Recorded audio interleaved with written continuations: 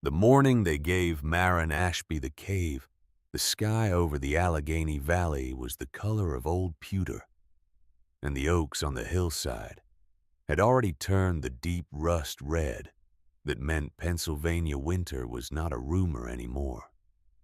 It was the 18th of October, 1856. Marin was 25 years old. She stood at the mouth of a hole in the ground with a cooking pot hanging from one hand and a bundle of clothes tucked under the other arm, and she watched two people walk back down the hill without looking back at her. Harlan Voss, 68 years old, broad across the shoulders, his beard trimmed square, and his back straight in the way of a man who had decided long ago that posture was a form of argument. And beside him, Cordelia Voss, 65. Her gray hair wound so tight against her skull, it pulled the skin at her temples into something that resembled a permanent expression of judgment. They did not look back. Marin had noticed in the 5 months since she had arrived in this valley that people who had made a decision they were certain about did not look back. It was one of the clearest signals a person could give, and Harlan and Cordelia Voss gave it without apparent awareness that they were giving it at all. She watched them until the tree line swallowed them. Then she turned and looked at the cave. The entrance was wide, perhaps 15 feet across, carved into the limestone face of the hillside by water that had been patient for thousands of years. The ceiling above the entrance rose to 10 feet, and the floor inside was packed clay, hard and smooth, and it was dry despite the dampness that hung in the October air outside. She stepped in 2 paces, then 3. The darkness came up around her slowly the way cold water rises when you wade in from the shallows. She stopped, set down the pot, set down the bundle, and then she noticed the first thing that would save her life, though she did not know it yet. The cave was not cold, not warm, not comfortable by any measure a person accustomed to hearths and wool blankets would recognize, but not cold. There was a stillness to the air inside that had nothing to do with temperature dropping and everything to do with temperature simply not changing, like a held breath, like the inside of a stone church built 3 centuries ago, where the walls had forgotten what seasons were. Marin pressed her palm flat against the limestone. The rock was cool and absolutely dry, and faintly, almost imperceptibly warmer than the October air outside. She stood there, with her hand on the stone for a long moment, feeling something she could not yet name. She stored the question in the part of her mind where her father had taught her to keep things that mattered, the things that required an answer, before they could be set down. Then she walked back to the entrance and looked down the slope at the valley below, where the Voss farmhouse sat behind a split-rail fence, and a thin column of smoke rose from its chimney, indifferent as a shrug. She did not go back down that hill, not that night. She gathered sticks from the brush near the cave mouth, found 2 stones that would strike a spark, and built a fire so small it was really just a suggestion of a fire. She lay down on the clay floor, with her coat pulled over her shoulders and her bundle of clothes as a pillow, and she listened to the wind move through the oaks outside, and she let herself think about how she had arrived at this particular moment, on this particular hillside in Pennsylvania, 5,000 miles from the village in Yorkshire where she had been born. It had started as most of the consequential things in her life had started with a question she could not leave unanswered. Marin Ashby's father had been a schoolteacher in a village outside Harrogate, and he had raised her the way a man raises a daughter when he has no sons, and does not believe that the absence of sons should change what a child is taught. She had learned arithmetic and Latin, and the names of geological formations and how to read weather by the behavior of birds. She had learned that the most important questions were almost never the obvious ones, and that the answer to a hard problem usually lived one layer beneath the surface that the problem presented. What she had not learned, because her father had not known how to teach it, was how to want less than she wanted.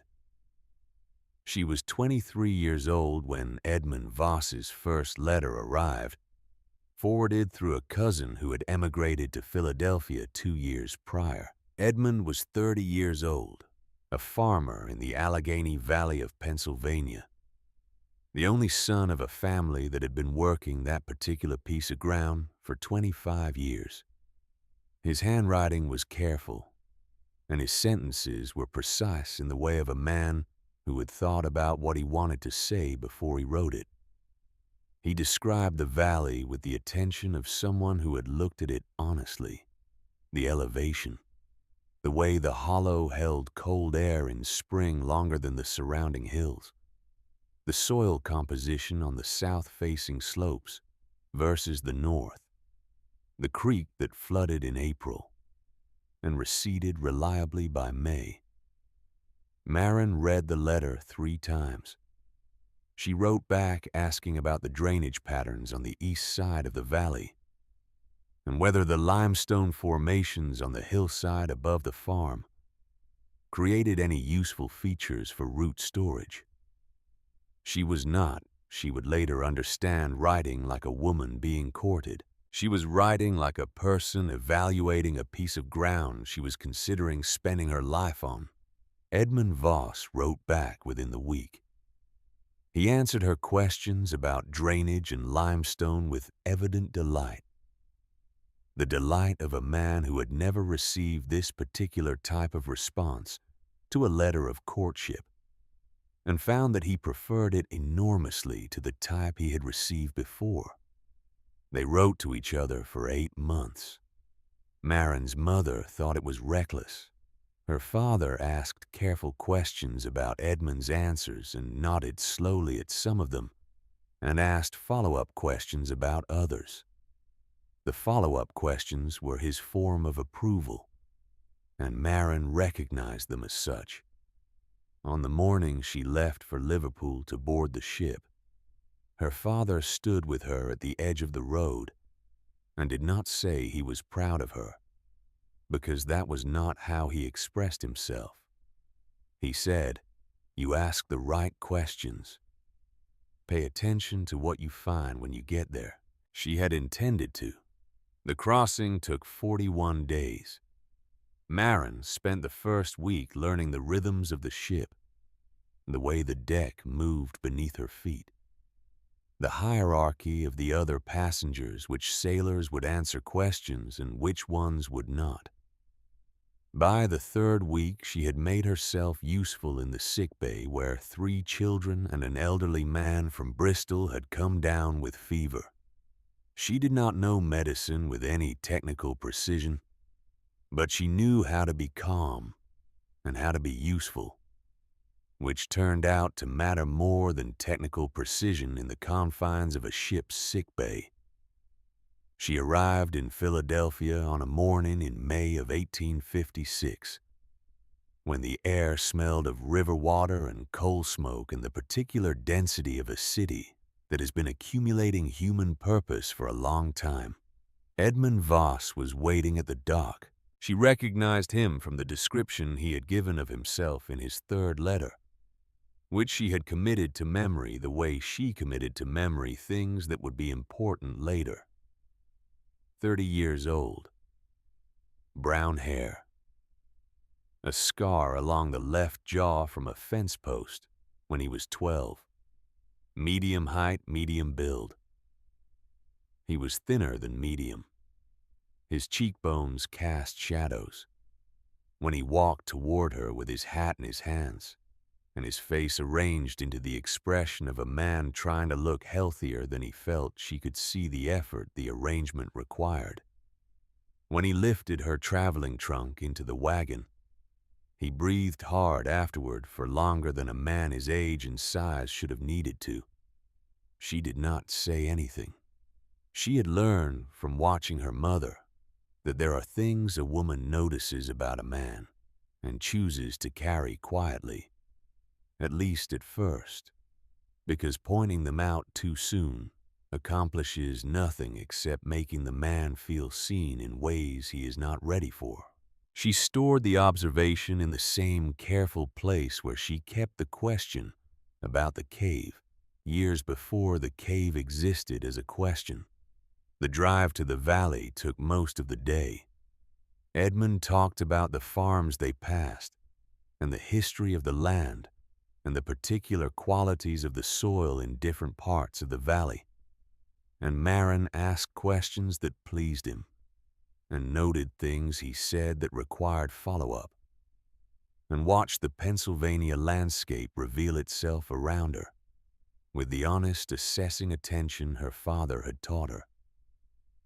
The hills were older than she had imagined, worn down by time into shapes that were gentler than the hills of Yorkshire, and somehow more patient. The valleys between them held the light differently pooled. It kept it longer in the afternoons. She thought, I could learn to love this. I have not decided yet, but I could. Edmund's parents were waiting at the farmhouse when the wagon came through the gate. Harlan Voss stood on the porch with his hands at his sides and his expression composed into something that was not quite welcome, and not quite its opposite. Cordelia stood one step behind him, and to the left, which Maren would come to understand, was her preferred position in relation to her husband, close enough to communicate alignment far enough to maintain the integrity of her own separate judgment. They were civil. They showed her the house and the farm and the room that had been prepared for her, the room at the back of the hall with the lowest ceiling and the window that faced north. She understood from the first evening that this room had been selected for her, rather than offered to her, and she accepted it without comment, because the hierarchy of a household that is not yours requires a kind of careful navigation that her mother had also tried to teach her with varying success. She was shown where things were kept. She was told how things were done. She was not asked her opinions about either the keeping or the doing. She settled in and paid attention and said what was useful to say and did not say what was not useful to say. And 5 months passed in this way, each one containing its own small inventory of things noticed and stored and carried quietly. Edmund in those months was kind to her in the specific, slightly formal way of a man who is not entirely sure how to be close to someone, but wants to be, and is working on it carefully. He was more comfortable talking about the farm than about himself, so she asked him about the farm. She learned from those conversations more about his values and his character than she would have learned from 100 conversations about his feelings. Because what a man chooses to care about and how he talks about the things he cares about tells you more about him than anything he is likely to say when asked directly. She thought more than once in those 5 months that they would have time. That 6 months was the beginning of something, not the whole of it. Pennsylvania in the autumn of 1856 had ideas of its own about time. The fever came in late September, and it moved through Edmund the way fire moves through dry grass quickly and without negotiation. It was typhoid, the doctor said, coming up from the valley on the second day and standing at the bedroom door with the expression of a man who was given this particular diagnosis enough times to have developed a complicated relationship with hope. Marin did not ask him what the odds were. She had asked questions like that before in the ship's sickbay, and she had learned that the odds were beside the point. What mattered was the work in front of you, and you did it.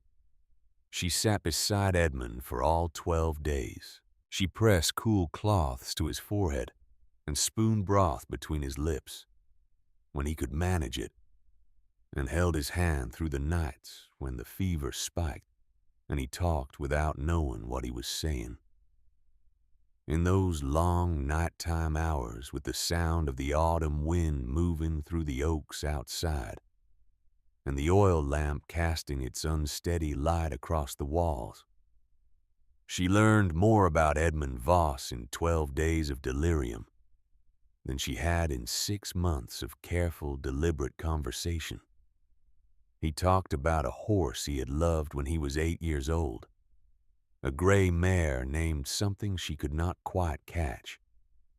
He said his mother's name twice in the early nights, and then stopped saying it.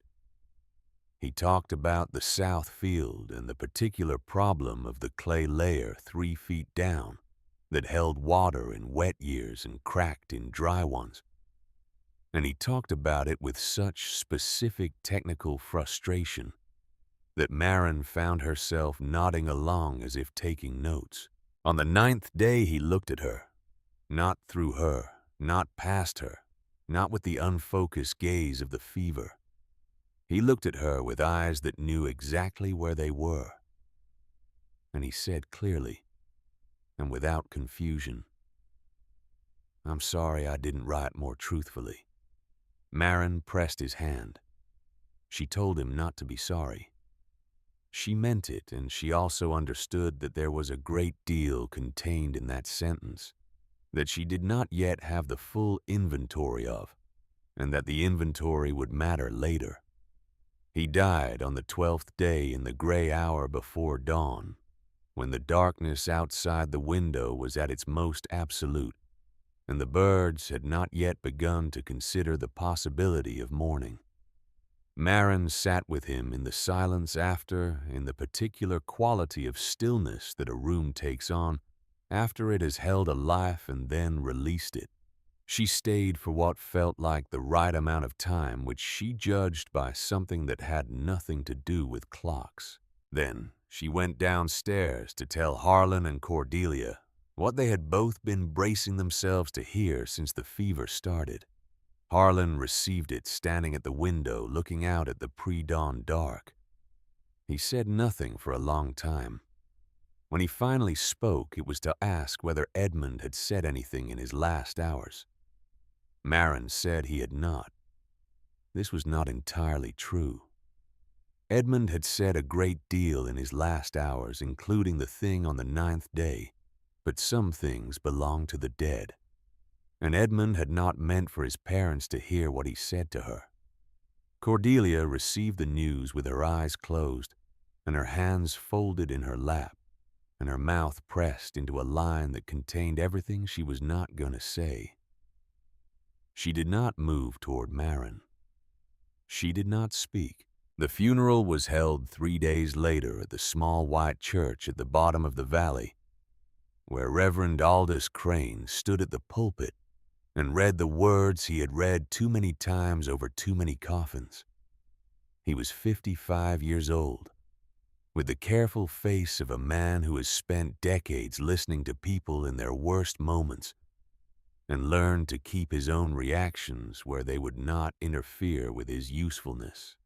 He was very good at his job, which meant the service was dignified and sorrowful, and said the things it needed to say, and ended when it needed to end.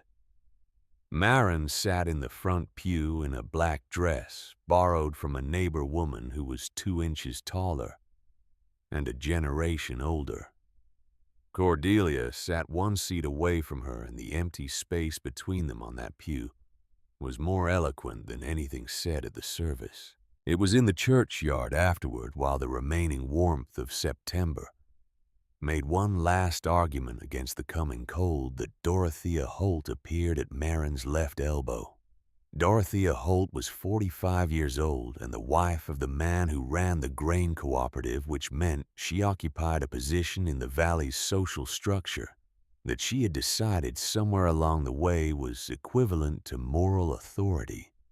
She was a handsome woman in a severe way, with the kind of posture that comes from having held opinions so long.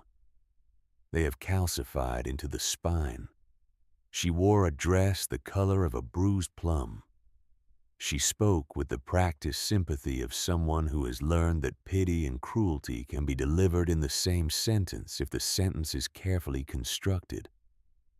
"You poor dear," she said loudly enough for the 4 people nearest them to hear every word without appearing to listen. "Coming all this way from England, not knowing anyone, not knowing how things work here. The climate, the soil, the way illness spreads in these hollows. It must be so hard not knowing how to care for someone properly in a place so different from home." Marin looked at her directly. "Edmund received good care, Mrs. Holt." "Of course he did." Dorothea smiled the smile of someone who has already moved past the line she has just delivered. "If the care had been good enough, he'd still be here." She began to turn away. Marin took 2 steps after her, just 2. Enough that Dorothea stopped walking. Marin kept her voice quiet, aimed only at the woman in front of her, not at the listening churchyard. "Mrs. Holt, I understand what you're doing. I understand you'll continue doing it. But you should know something before you invest too much in the project." She paused for exactly long enough. "I did not cross an ocean to be managed by someone who has never left this valley. And I will not be leaving because you would prefer it." Dorothea did not respond, but something shifted in her expression, moved from contempt toward something more calculating, the way a chess player's face changes when they realize the piece they dismissed is still on the board. Across the churchyard, Reverend Crane watched this exchange.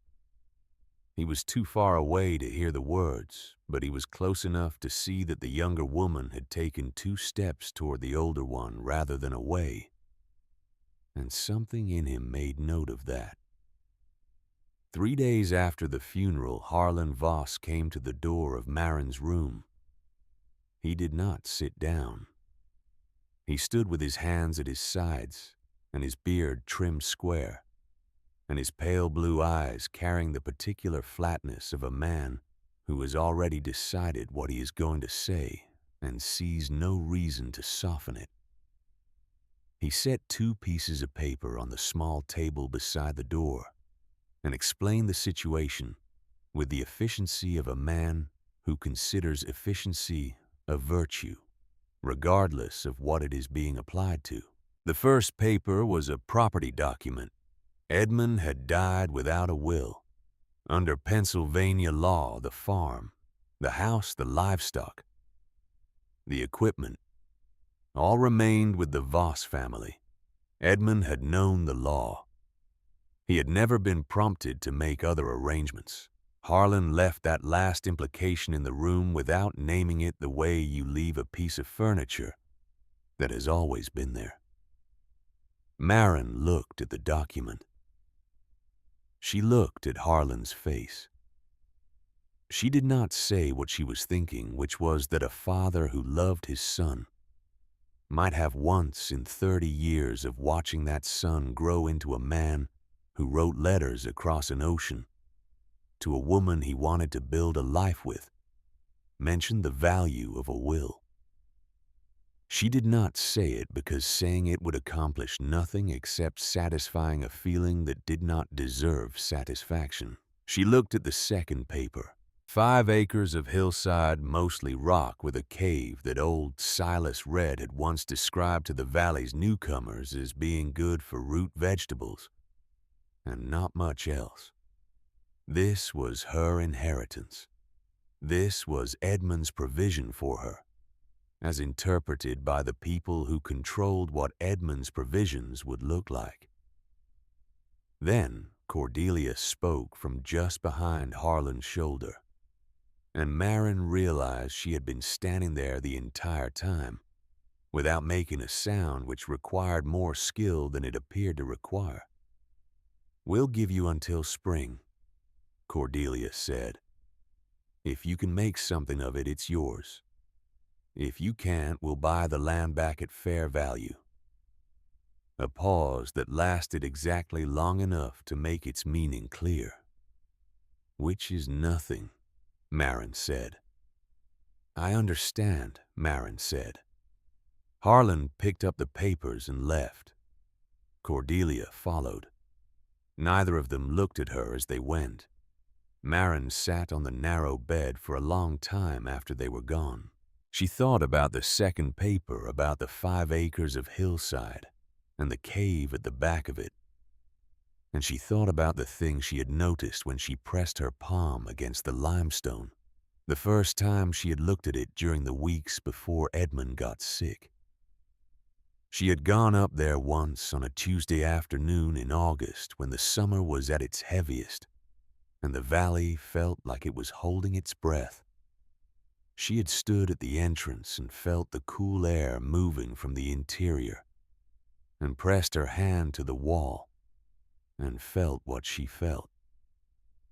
The wall was cool and dry and faintly, almost imperceptibly warmer than the August air inside the entrance. She had noted the observation and not returned to it, because in August there had been Edmund to think about, and the farm, and the question of how to exist in a household that had not fully decided to receive her. But the observation was still there, waiting in the place where she kept things that mattered. And now it was October, and the question attached to it had become considerably more urgent. Why is the limestone warm? She packed her bundle, took her cooking pot, and walked up the hill. She spent her second night on the clay floor, and woke at 3 in the morning to a silence so complete it had texture. The cave was warmer than it had any right to be. The question was still there, sharp as it had been the night before, sharper for having slept on it. She lay on her back, looking at the darkness above her, and felt the limestone at her side radiating something slow and steady, something that did not diminish as the hours passed, the way a fire's warmth diminishes when the fire burns down. She went looking for Silas Red the next morning.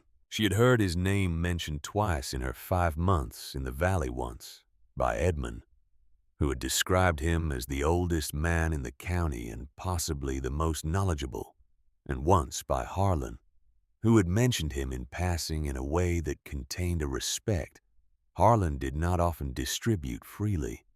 She knew he lived somewhere on the eastern slope above the cave, in a cabin that had been there longer than most of the farms in the valley.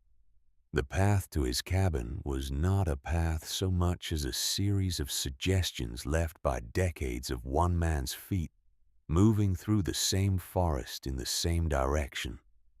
Marin followed the broken branches, the slight depressions in the leaf litter, the line of least resistance through the oaks and hickories, until she came out in a small clearing where a cabin stood that looked less like something built and more like something that had grown there over many years and simply stopped growing when it reached the shape of a shelter.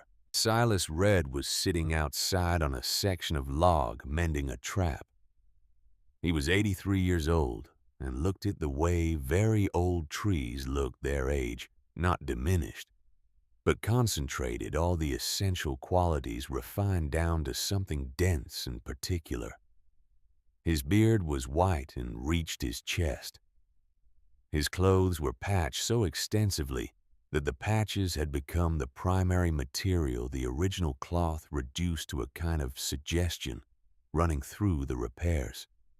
His hands moved on the trap with the focused patience of a man who has made peace with the pace at which careful work gets done. He did not look up when Marin came into the clearing. "You're staying in the cave," he said. Marin stopped. "How did you know?" "Because you have a question in your eyes that only comes from sleeping somewhere that has surprised you." She walked closer and sat down on a nearby rock. She looked at him working the trap and thought about how to ask what she needed to ask. Then she decided that a man who opened a conversation this way did not require the usual diplomatic preamble. "It's warm," she said. "The cave. Warmer than it should be." Silas set the trap down and looked at her for the first time. His eyes were bright and unhurried. "Warmer than you expected," he said. "It is exactly as warm as it should be." He looked at her steadily. 52 degrees Fahrenheit. Give or take a degree. Every hour of every day, every month, of every year. Why? Because the earth doesn't know what month it is. He picked the trap up again and returned to his work. It doesn't know about winter. It doesn't know about summer. At the depth of that cave, the ground has found its temperature and it keeps it. The rock holds heat the way good iron holds heat. Slow to warm, slow to cool. Heat those walls and they'll give it back to you all night long, long after your fire is ash. Marin sat with that for a moment. Then she said, "The opening is too wide." Silas looked at her again, and this time something shifted in his expression. Recognition, perhaps, or the specific pleasure of a person who has given the right information to someone capable of using it. 15 feet. The heat walks right out the door. He paused. "You need a wall. Logs chinked with moss and clay, leaving yourself a door 6 feet wide. Fire outside that wall, not inside. Fire inside fills the cave with smoke before it fills it with warmth.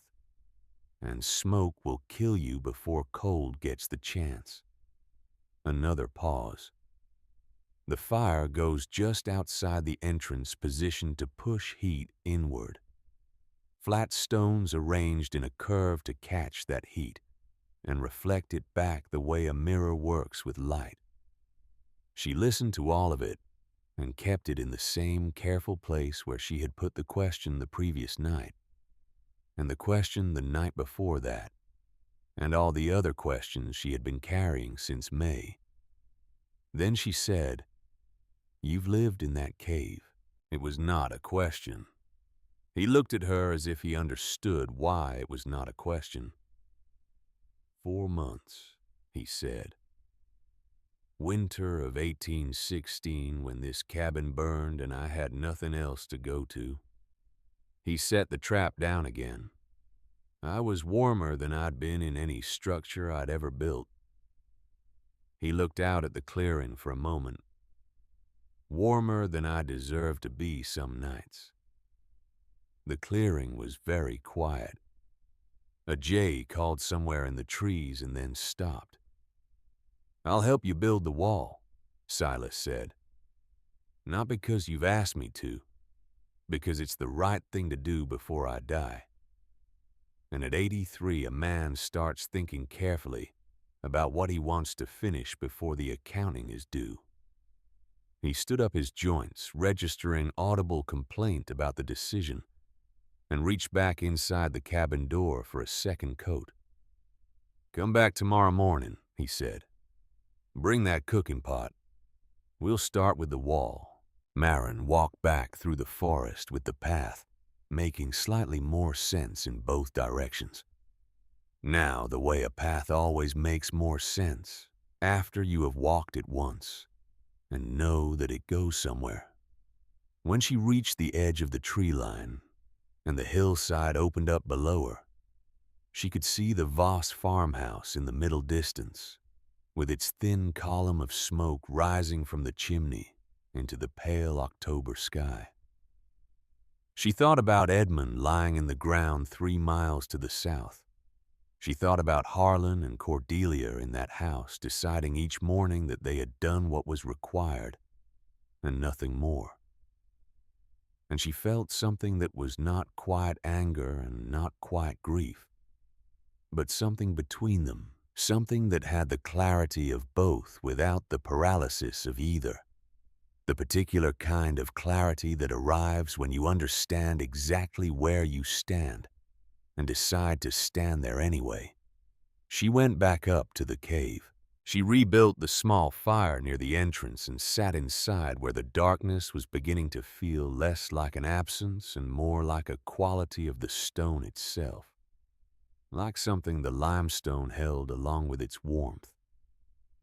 She pressed her palm flat against the wall and felt the slow, steady radiation coming back through the rock heat that had been stored there through the long summer and was being given back now, patient and unconditional. The fire outside burned down to coals. The cave stayed warm. She lay down on the flat stones near the entrance, pulled her coat over her, looked up at the dark ceiling, and thought about what Silas Red had told her. She thought about walls and fires and the way heat moves through stone.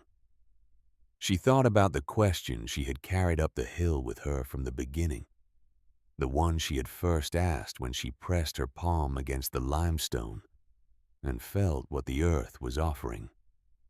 The earth holds what it is given. It gives back slowly, steadily, without drama.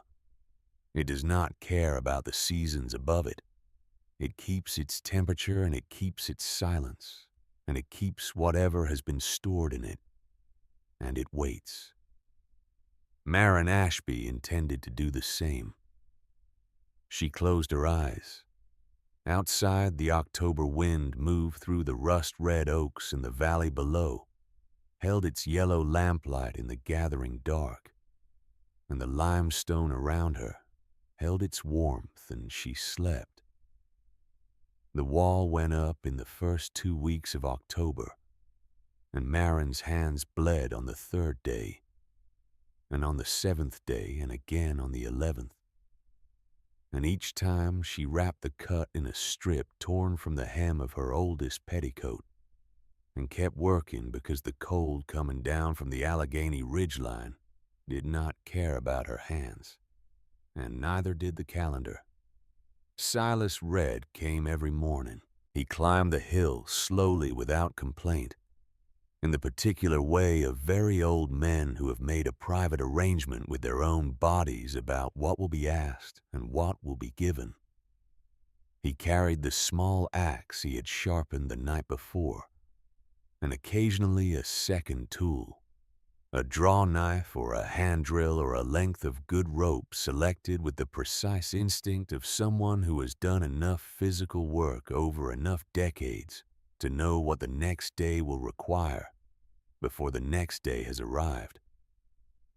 He showed Marin once how to read the grain of a log before splitting it, how to find the natural line of fracture in the wood, the way you find the current in a river, not by fighting the material, but by understanding where it already wants to go. He demonstrated the angle of the axe, the position of the feet, the way the weight of the tool does the work if you let it, rather than forcing the blade with your arms. He showed her once completely with the patient thoroughness of a man who knows the difference between teaching and performing. Then he stepped back and let her do it herself. He did not hover. He did not correct small errors before they became a problem, because small errors in splitting wood do not become problems, they become experience. He understood that a woman who was going to spend a Pennsylvania winter alone on a hillside needed to own the knowledge in her hands and her body and her judgment, not just in the part of her mind that had heard the information correctly, They worked mostly in silence. This suited them both. Silas was not a man who filled quiet with sound out of discomfort, and Maren had been living inside her own careful, observant silence for long enough that she had come to regard it as a working condition rather than an absence. On the days when Silas did speak, it was to say something specific and useful, the depth to push the chinking before the clay dried and shrank, the angle at which to lean a log against the wall in progress so that it stayed in position while you worked around it, the difference between moss that would hold its integrity through freeze and thaw cycles and moss that would crumble to dust by February. Small, precise pieces of knowledge that each contained within them a larger principle the way a good tool contains within its design, the principle of the problem it was built to solve. By the 9th day of the work, the wall had risen to 4 feet, and the door opening had been framed with 2 upright logs set deep in the clay floor. The structure had begun to look like what it was gonna be, which was different from looking like what it was. Maren understood this distinction in her body before she understood it in her mind. She was not building a temporary shelter. She was building a room. The cave behind the wall was becoming a space with edges, and edges gave a space meaning. Her hands bled on the 9th day, a split along the base of her right thumb where the skin had dried and cracked from the cold and the work. She wrapped it without stopping, tied the strip of petticoat with her teeth, and picked up the axe again. Silas watched this from the corner of his eye and said nothing, which was the correct response. It was on the morning of the 9th day, just before midday, that Maren found the inscription. She had gone deeper into the cave than she usually went, following the wall to check a section of limestone she had been considering as a possible location for a storage niche. The natural light from the entrance thinned quickly beyond a certain point, and she had brought a burning stick from the fire outside to see by. She was moving the flame along the wall, slowly reading the surface of the rock, the way Silas had taught her to read the grain of wood when she saw it. 2 letters and a number cut into the limestone with something sharp cut with deliberate force rather than casual marking. The grooves were deep enough to have survived 40 years of the cave's still unchanging air without erosion or filling. SR 1816. She stood there, holding the burning stick, looking at the inscription for a long moment. The flame cast moving shadows in the grooves and made the letters seem to breathe. Silas read, 1816. The winter he had described to her on the first day, the winter after his cabin burned, and he had come to this cave because he had nowhere else to go, and had discovered alone on a hillside in the worst winter of that decade that the earth was warmer than the world above it. He had pressed a blade into the stone of this cave and left his mark there, not because anyone would see it, not because it served any practical purpose, but because some things need to be recorded even when there is no audience. Because a man who has survived something important feels the weight of that survival as an obligation, even when he cannot name what the obligation is owed to. Maren ran her thumb across the grooves in the limestone. She felt the 40 years in them the way you can feel the age of old wood, not by counting, but by pressing your palm against it and simply knowing. She did not tell Silas about it that morning. She waited until the afternoon when the light was better and the wall had reached a height that felt like a milestone worth marking. Then she brought him inside with the burning stick and held it near the inscription without saying anything. He looked at it for a long time. The flame moved in the draft from the entrance, and the shadows shifted in the carved letters. And Silas stood in the breathing dark of his own history, 40 years old in the limestone, and was quiet. When he finally spoke, his voice was exactly the same as it always was, unhurried, direct. "I forgot I did that," he said. Marin did not believe him. She understood that this was not meant to be believed. Some admissions come dressed as other things, and the dressing is itself a form of communication, a way of acknowledging something too large to look at straight on. She held the light steady and said nothing, and the inscription held its silence, and that was enough. 5 days after Marin found the inscription, Clem Baxter came up the hill for the second and last time.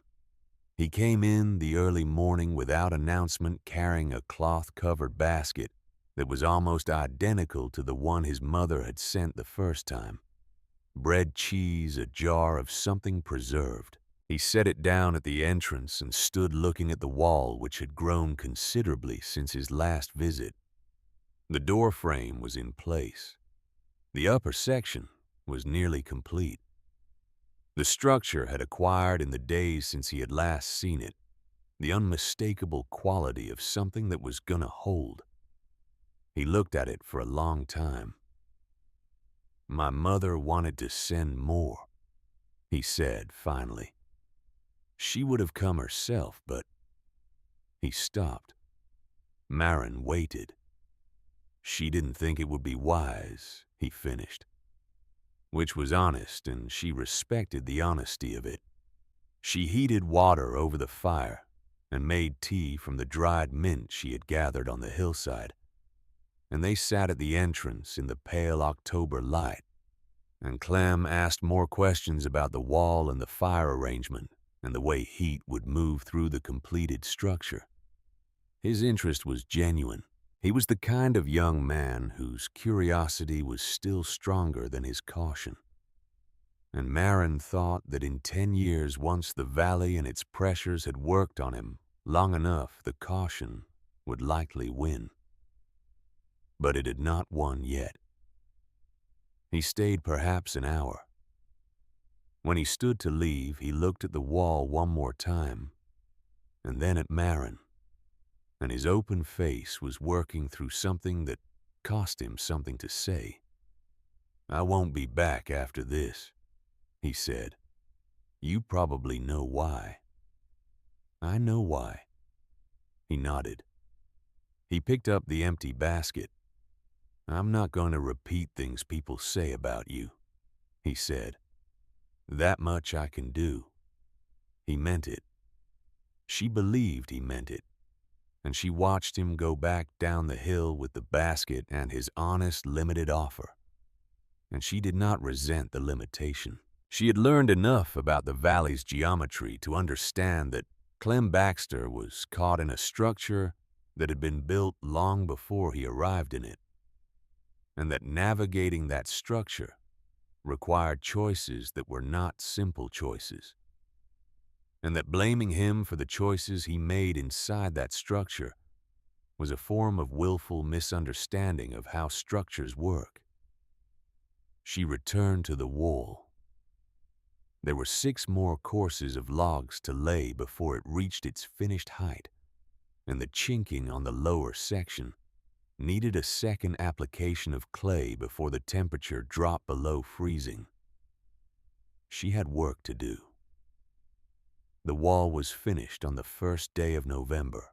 Marin stood inside the cave in the late afternoon light that came through the doorway and the small oiled paper window she had set into the wall to the left of the door, and she looked at what she had built, and she understood for the first time in her body, rather than just her mind, that she was not preparing a place to survive. She was building a place to live. The distinction mattered. She held on to it. That evening, she built the first proper fire in the hearthstone arrangement outside the entrance, the flat stone she had selected from the hillside and arranged in a wide curve positioned to catch the fire's heat and direct it inward through the doorway. She had experimented with smaller versions of this arrangement over the previous 2 weeks, and she had adjusted the angle of the stones and their distance from the fire opening based on what she had observed. Now she built the fire to its proper size and watched. The heat moved inward. She could feel it from inside the cave, a steady directional warmth that was different from the ambient warmth of the stone walls. Different and complementary. The fire's heat moved like water through the doorway and spread across the cave floor and rose along the walls, and the limestone received it. Not quickly. The rock was slow to take warmth, as Silas had said, slow to take it and slow to release it. But the release was steady and long and did not diminish in the night hours the way a fire's direct warmth diminishes when the fire burns low. She slept that night without waking once to cold. She was almost finished with the wool on the afternoon she encountered Reverend Aldous Crane on the road between the cave and the village. He was walking alone, which was unusual for a man whose profession required him to be surrounded by the needs of others. He stopped when he saw her coming down the hill. He was 55 years old, with the careful face of a man who has spent decades listening to people in their worst moments. He looked at Marin the way he had looked at her across the churchyard on the day of Edmund's funeral, with an attention that was measuring something she could not quite name. "I hear you're staying," he said. "Yes. Harlan Voss has supported this church for 10 years. He said it without inflection, as a piece of information, rather than a threat, and she appreciated the honesty of that. "I understand your position," she said. "Cordelia Voss came to see me last week. She asked me to encourage you to find more suitable accommodations, to suggest that a widow living alone on a hillside sets an uncomfortable example for the community. And will you?" "No," he said, quietly and without drama. "I won't do that." A pause. "But I want you to understand that my ability to help you openly is limited. Harlan Voss is not a man who forgets when someone crosses him, and I have a congregation to consider." He looked at her steadily. "What I can tell you is this. If you genuinely need something, come to me. Not as a parishioner, as a neighbor. I know this valley better than most people know it, and knowledge has its uses. It could have been an offer. It could have been a warning." Marin suspected it was both, and she kept it in the same careful place. She kept everything that might matter later. She went back up the hill as the light was fading, rebuilt the fire at the entrance to her almost finished wall, and sat inside the cave where the warmth had begun to accumulate in the stone around her. She pressed her hand flat against the limestone and felt it give back the day's collected heat in a slow, steady radiance that did not care who she was, or where she came from, or whose daughter-in-law she had been for 6 months, before she stopped being anyone's anything except her own. She lay down on the flat stones she had arranged across the clay floor, pulled her coat over herself, looked up at the darkness of the limestone ceiling, and thought about all the people below in the valley who were waiting in their various ways for her to fail. Then she closed her eyes and slept. In the morning, with the fire outside reduced to ash and the cave still holding the warmth the stone had accumulated through the night, Marin put on her coat and went outside and began clearing the section of ground above the cave entrance that she had been considering for a garden. The natural overhang of rock above created a sheltered corner where the wind came at an angle rather than straight on, and the soil in that corner was slightly deeper than the surrounding hillside. Not good soil, but workable if worked. She was turning a new section of ground with the short-handled mattock she had borrowed from Silas, checking the depth of the usable earth before deciding whether it was worth planting in spring when the blade struck something that was not rock, something that gave a different sound, a duller, softer resistance with a quality of deliberateness to it, as though whatever was buried there had been placed rather than deposited. She set the mattock aside and dug with her hands. A piece of cured leather folded and tied with cord that had dried to near brittleness wrapped around something flat and rigid. She brushed the soil from it and carried it inside into the better light near the oiled paper window. She unwrapped it carefully, loosening the brittle cord and unfolding the leather with the slow patience the material required. Inside was a piece of paper, not quite paper, something heavier treated in some way she did not immediately recognize. The ink on it had bled at the edges and faded in places to near illegibility, but the shapes remained. It was a hand-drawn map, a diagram of the hillside from above, rendered with the careful, precise hand of someone who had looked at the terrain for a long time before committing it to paper. The cave was marked clearly at the center of the drawing, with its entrance indicated by a gap in the outline of the hillside, and from it radiating outward a series of lines indicating passages and features she had not fully explored, narrower openings in the rock that she had taken for simple cracks in the limestone. There were two marks she did not immediately understand, small circles with lines extending from them, and a notation beside each one that she had to bring the page nearly to her nose to read in the faded ink. Beside the first circle on the east wall of the cave interior, water, good in drought. Beside the second circle near the upper right of the cave entrance area, air, keep clear. Warmth goes out if blocked. In the lower right corner, in the same careful, deliberate hand, SR 1820. Marin sat on the stone floor of her cave and held the 40-year-old map in her two cut and bandaged hands, and felt something move through her that she could not easily name. It was not gratitude exactly, though gratitude was part of it. It was not surprise, though there was surprise in it.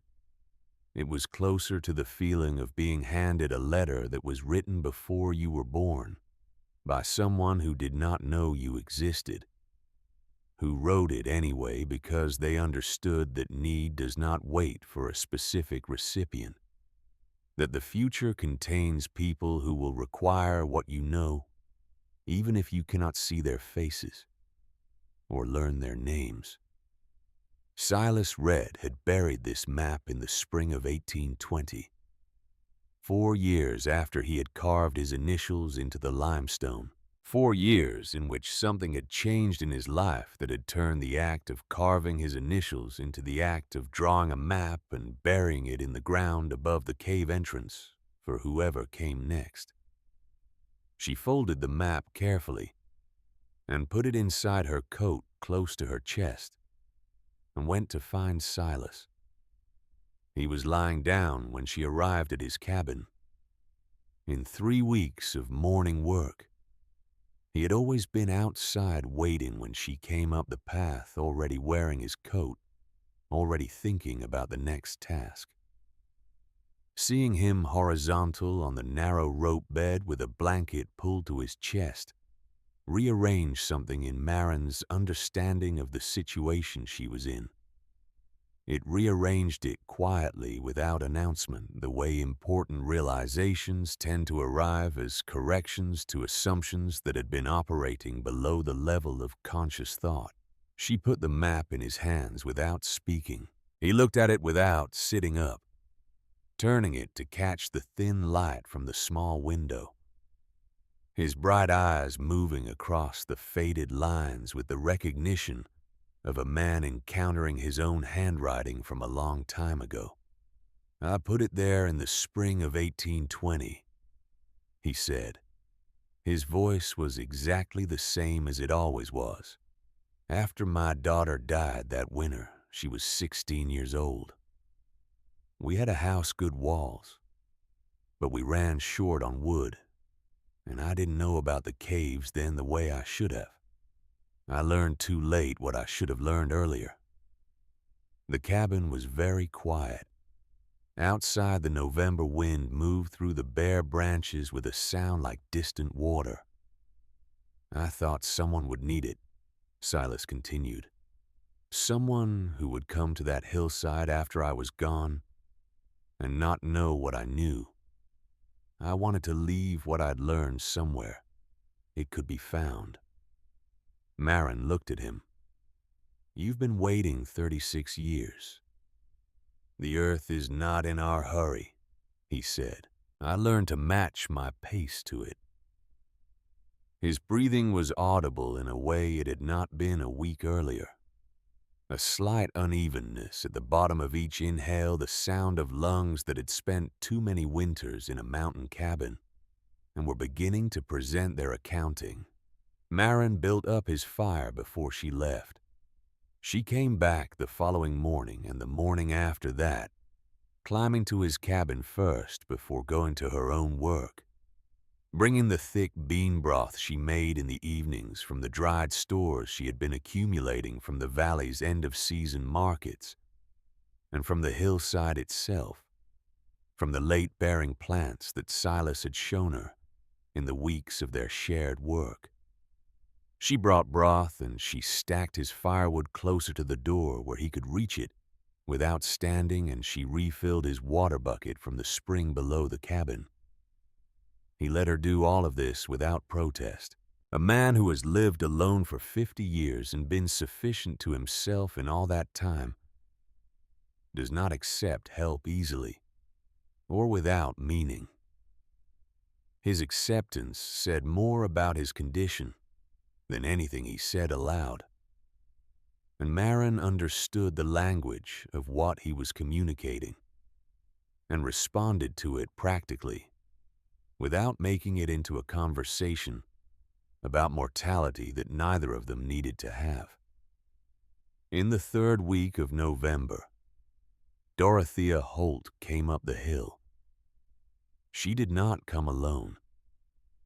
She brought 2 women from the valley with her wives of neighboring farmers, chosen with the same instinct a person uses when they want witnesses to something they intend to characterize afterward.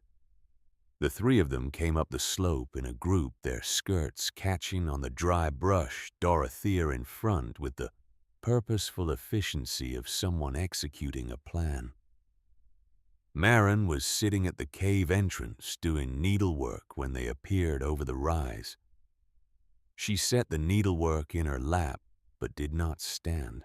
Dorothea stopped a few feet from the entrance and looked at the wall, at the hearthstones, at the orderly stack of firewood on the left side of the doorway, cut to consistent lengths and stacked with the bark side down to shed water, at the oiled paper window, at the garden plot above the entrance, its soil turned and ready for spring, at all the evidence of what Marin had made from the hole in the ground that was supposed to finish her.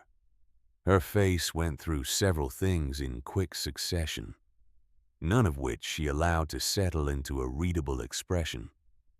"Well," she said, You've made it into something." "I've made it into a home," Marin said.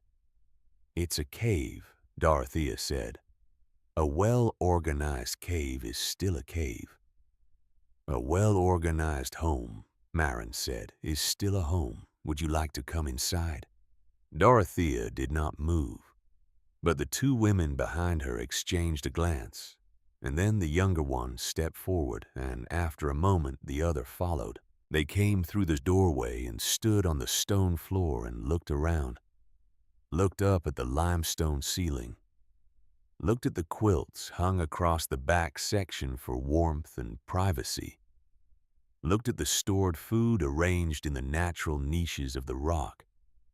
Each item set in with a deliberateness that made the cave's interior feel organized rather than improvised. They felt the temperature with their skin. The warmth registered before their minds had consciously noted it, the way warmth always registers first in the body, before the thinking part catches up. Marin watched their faces do what faces do when reality contradicts expectation. The younger woman said something quiet to the other. Marin did not hear the words, but she heard the tone. It was not mockery. When they came back out, Dorothea was looking at them with an expression that required visible maintenance. She turned back to Marin with the conviction of someone who needs the last word to remain manageable. "Winter will test it properly," she said. "A few warm nights in October prove nothing." Marin did not answer. She picked up her needlework. And then, while Dorothea and her two witnesses were still watching, she turned and added 2 pieces of wood to the fire outside the entrance. The flame steadied and the warmth moved inward through the doorway, and the stone floor of the cave absorbed it with the patient indifference of something that has been doing this for considerably longer than any of them had been alive. Dorothea turned and walked back down the slope without another word. The 2 women followed, and one of them looked back once over her shoulder at the cave entrance, before the hillside took them with an expression that was not contempt. Marin set her needlework down and looked at the valley below. She thought about what the winter would be, about what it would ask of her, and of the cave and of the decision she had made to stay. She was not afraid exactly. What she felt was something more like the serious attention of someone who understands that the work is not finished, and that the unfinished portion is the most demanding portion. She added another piece of wood to the fire and went inside. Reverend Aldous Crane came up the hill in the first week of December. He came in the morning before the light had fully committed to the day, appearing at the cave entrance with his hat in his hands and the expression of a man who has been carrying something for a while and has decided after considerable deliberation that it is time to put it down. Marin came down from the drainage channel she had been checking above the garden, and she waited at the entrance.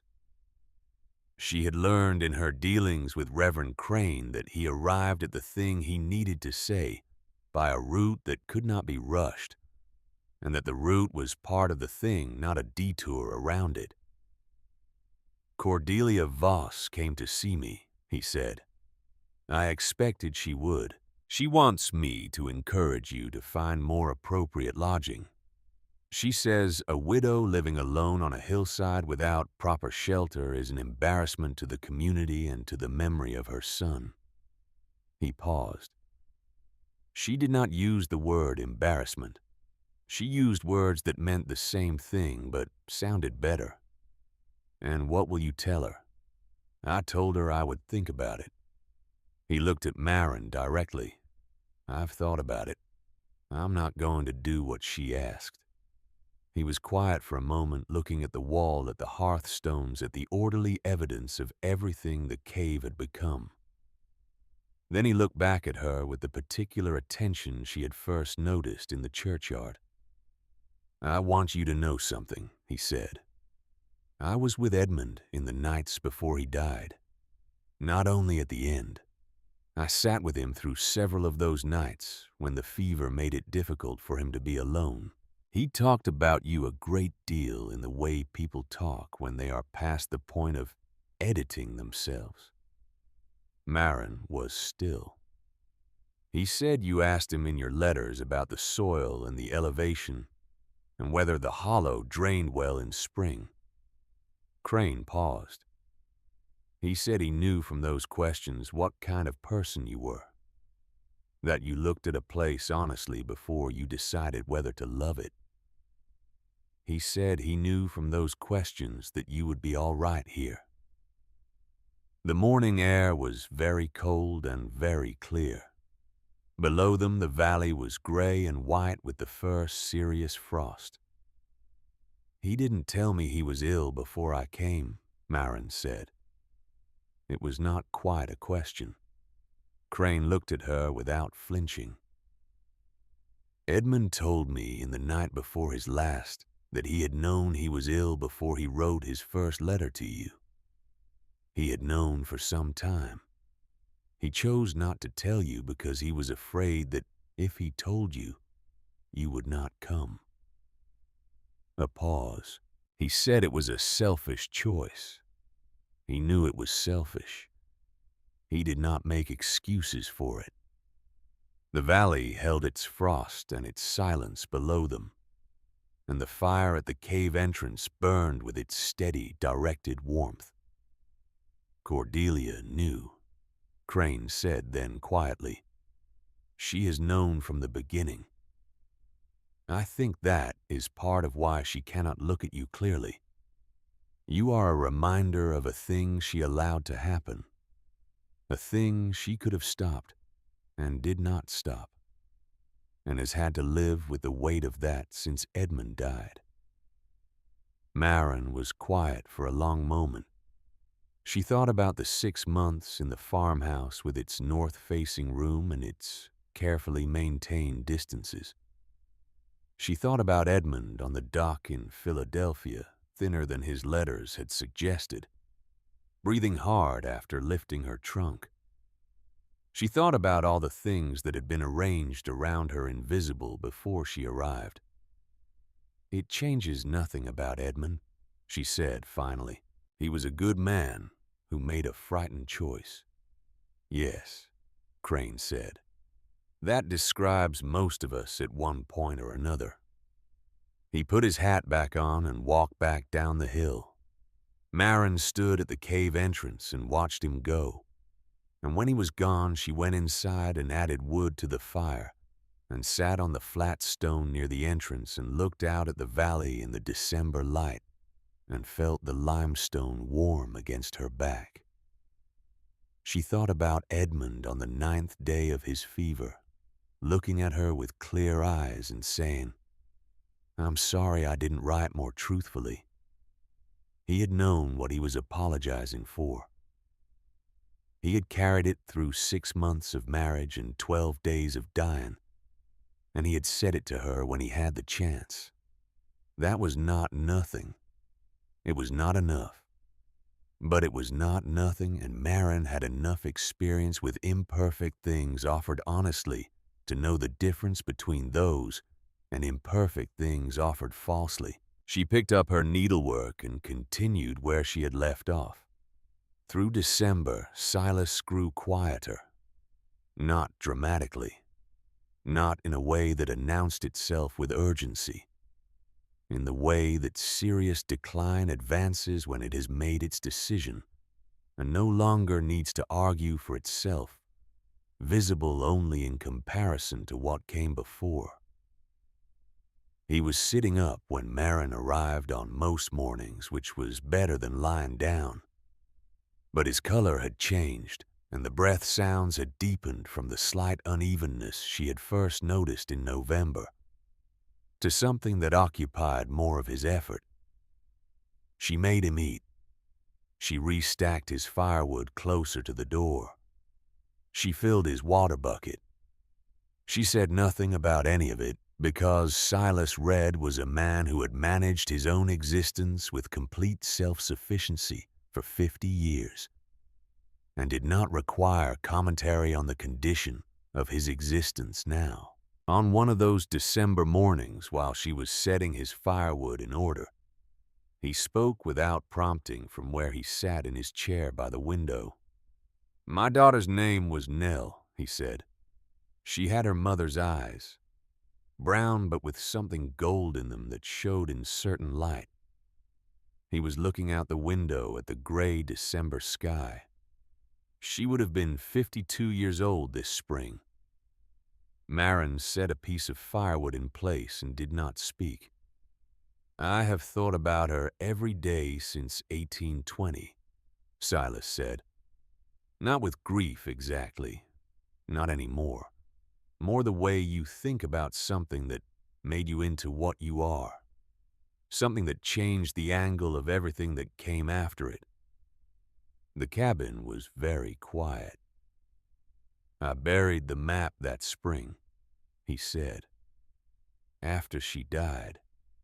I had spent the winter in the cave those 4 months in 1816, and I knew what it could do. And I had not told her, not properly, because I did not think she would need it.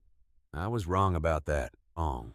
He turned from the window and looked at Marin with his bright, unhurried eyes.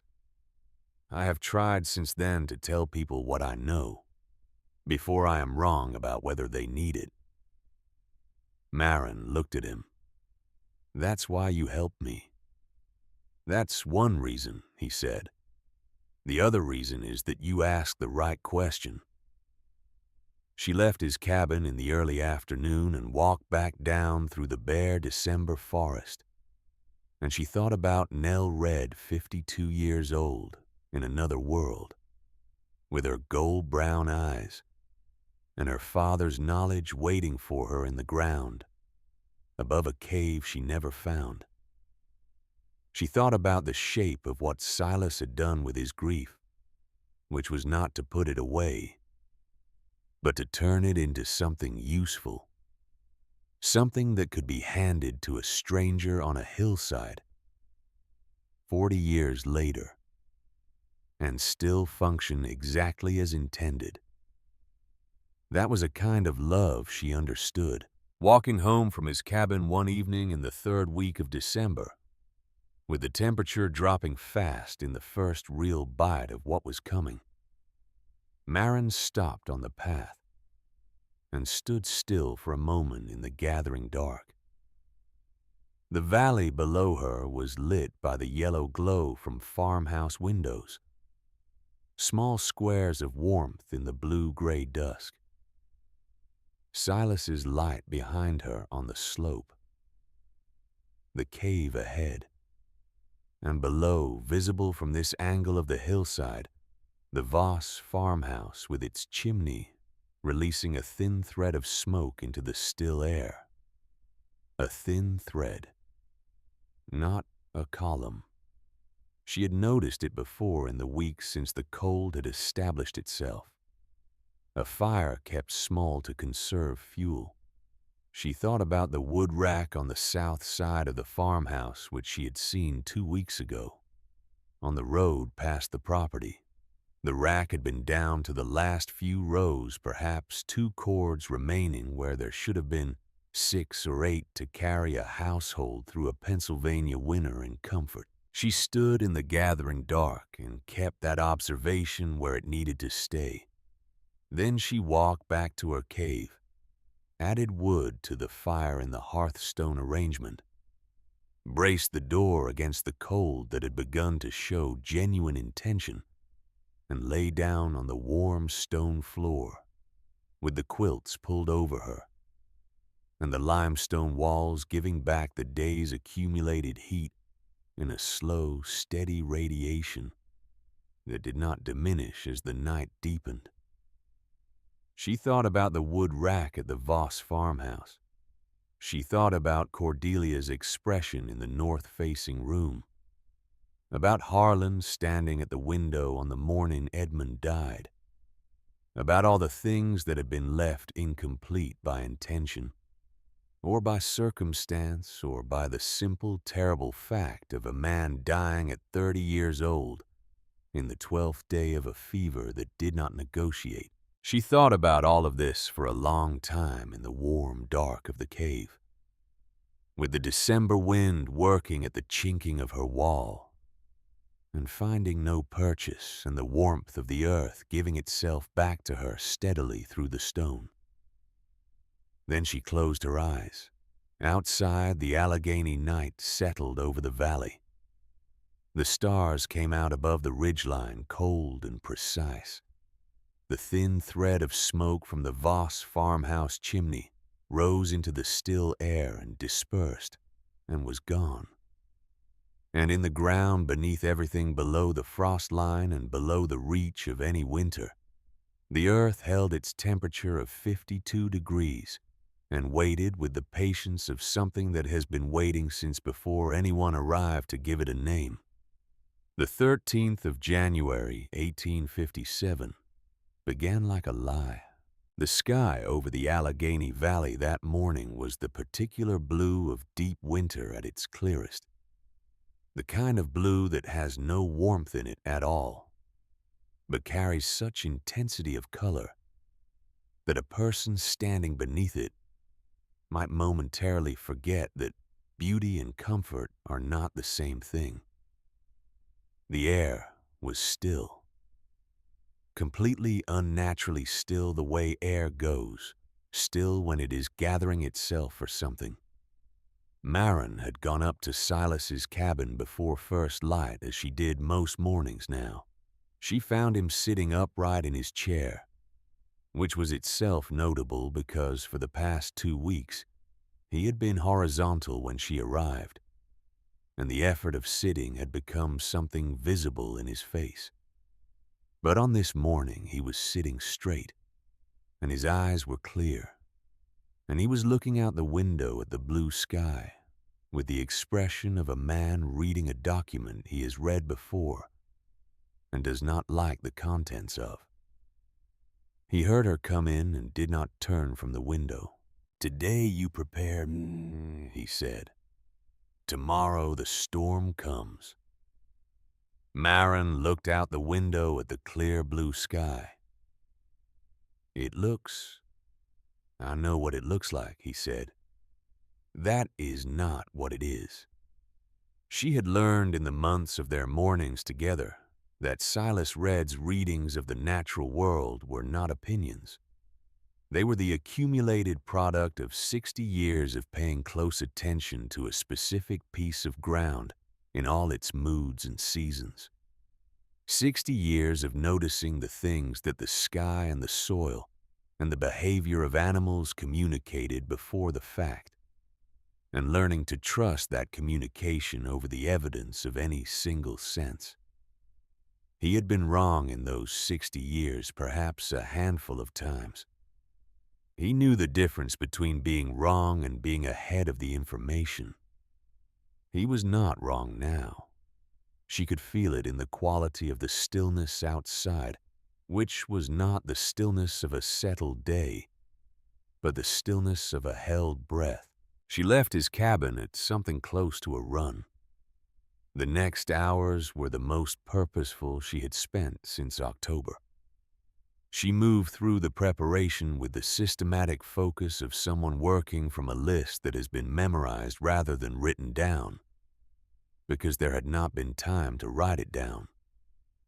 And the list had been forming in her mind for weeks anyway, as she watched the season deepen and felt the weight of what was coming accumulating in the air above the ridgeline.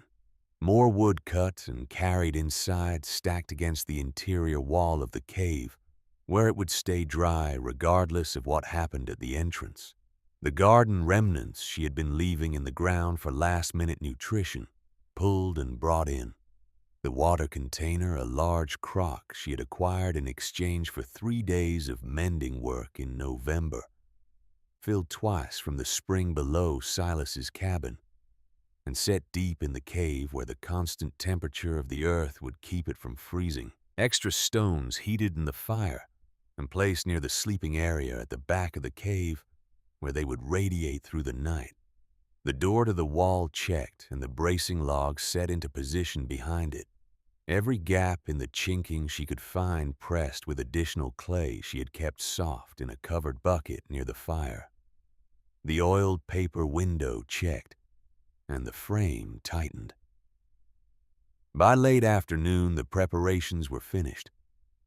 The cave had the dense, organized feeling of a space that has been made ready for something it was built to withstand. Marin stood at the entrance and looked out at the valley below. The Voss farmhouse was visible a mile down the slope, its chimney releasing that thin thread of smoke into the motionless air. The smoke rose perfectly straight. No wind. Not yet. She stood there longer than she had planned to. The wood rack on the south side of the farmhouse was not visible from this distance, but she did not need to see it. She had seen it 2 weeks ago, and the image had been sitting in the part of her mind where she kept things that mattered, patient and waiting. 2 chords remaining, perhaps. Against a storm that Silas Red believed was going to be the kind of storm that names itself in the memory of the people who survive it. She thought about what her responsibility was to people who had wanted her to disappear. She genuinely did not know.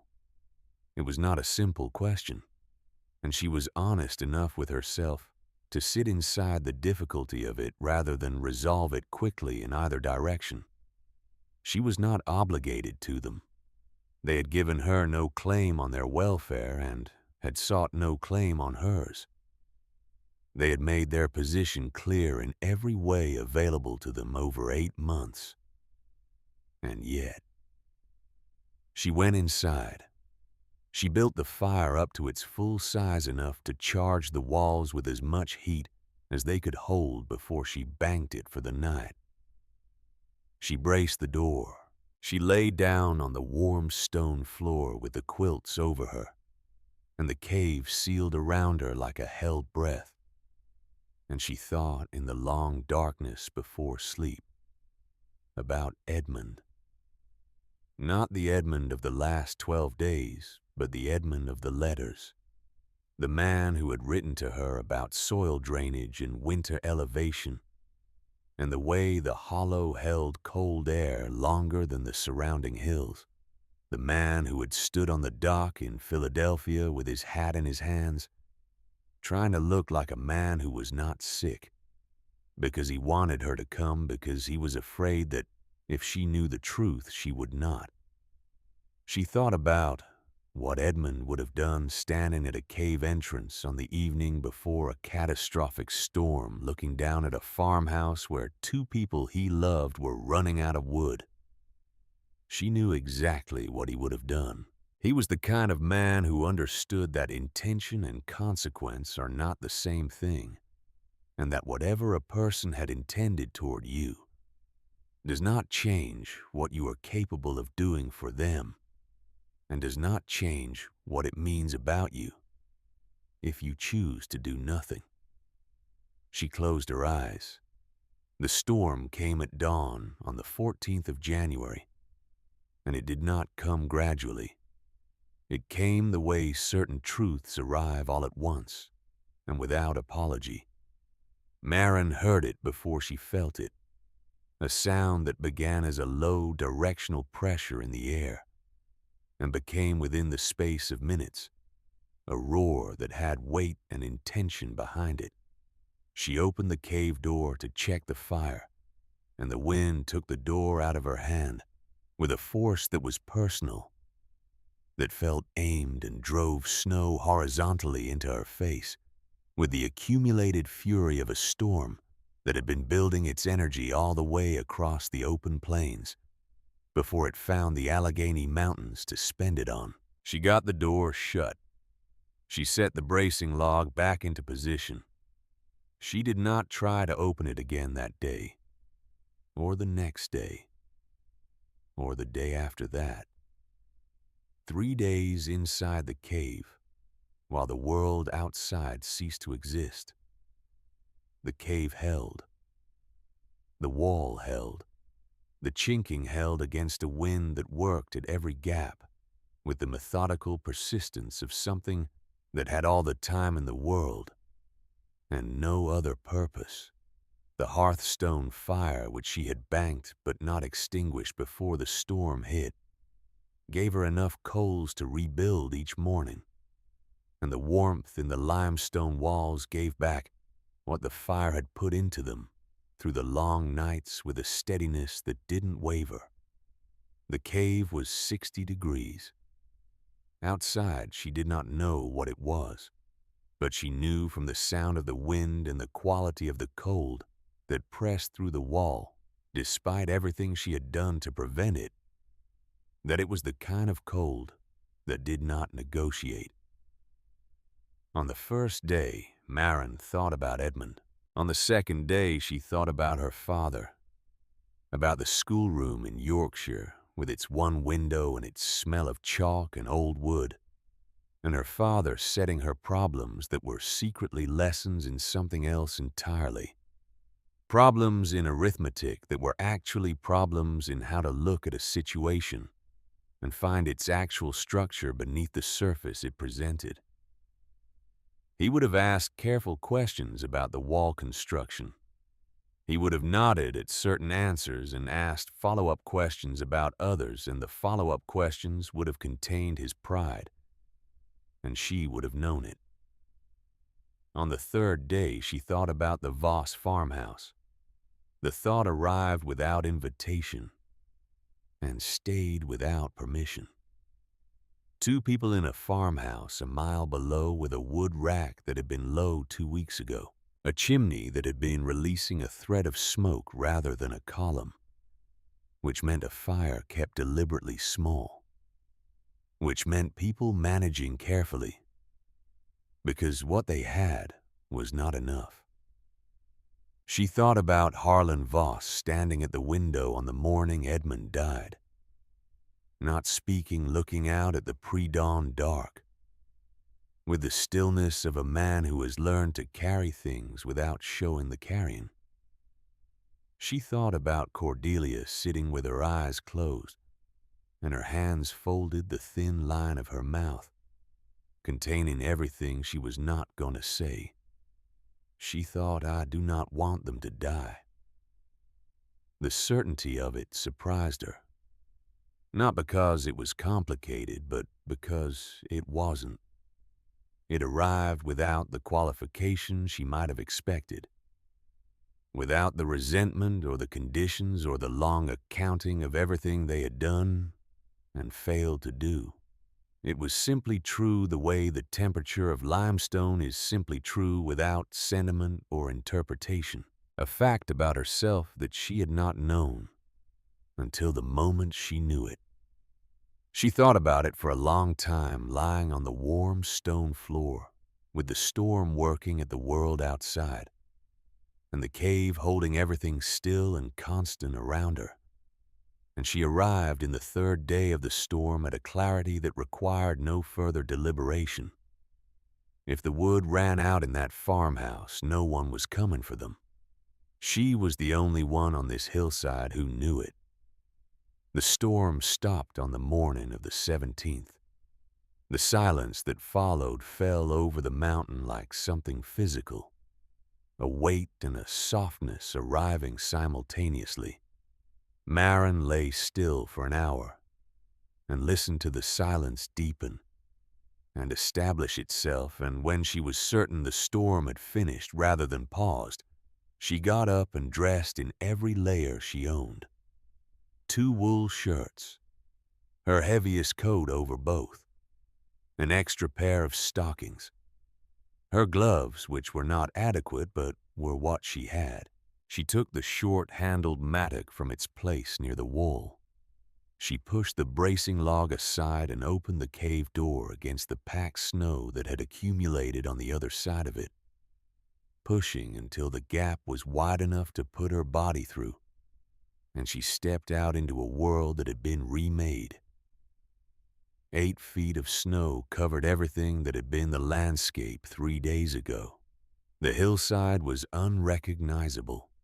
The trees were suggestions of themselves buried to their lower branches, their shapes softened and simplified into something almost abstract.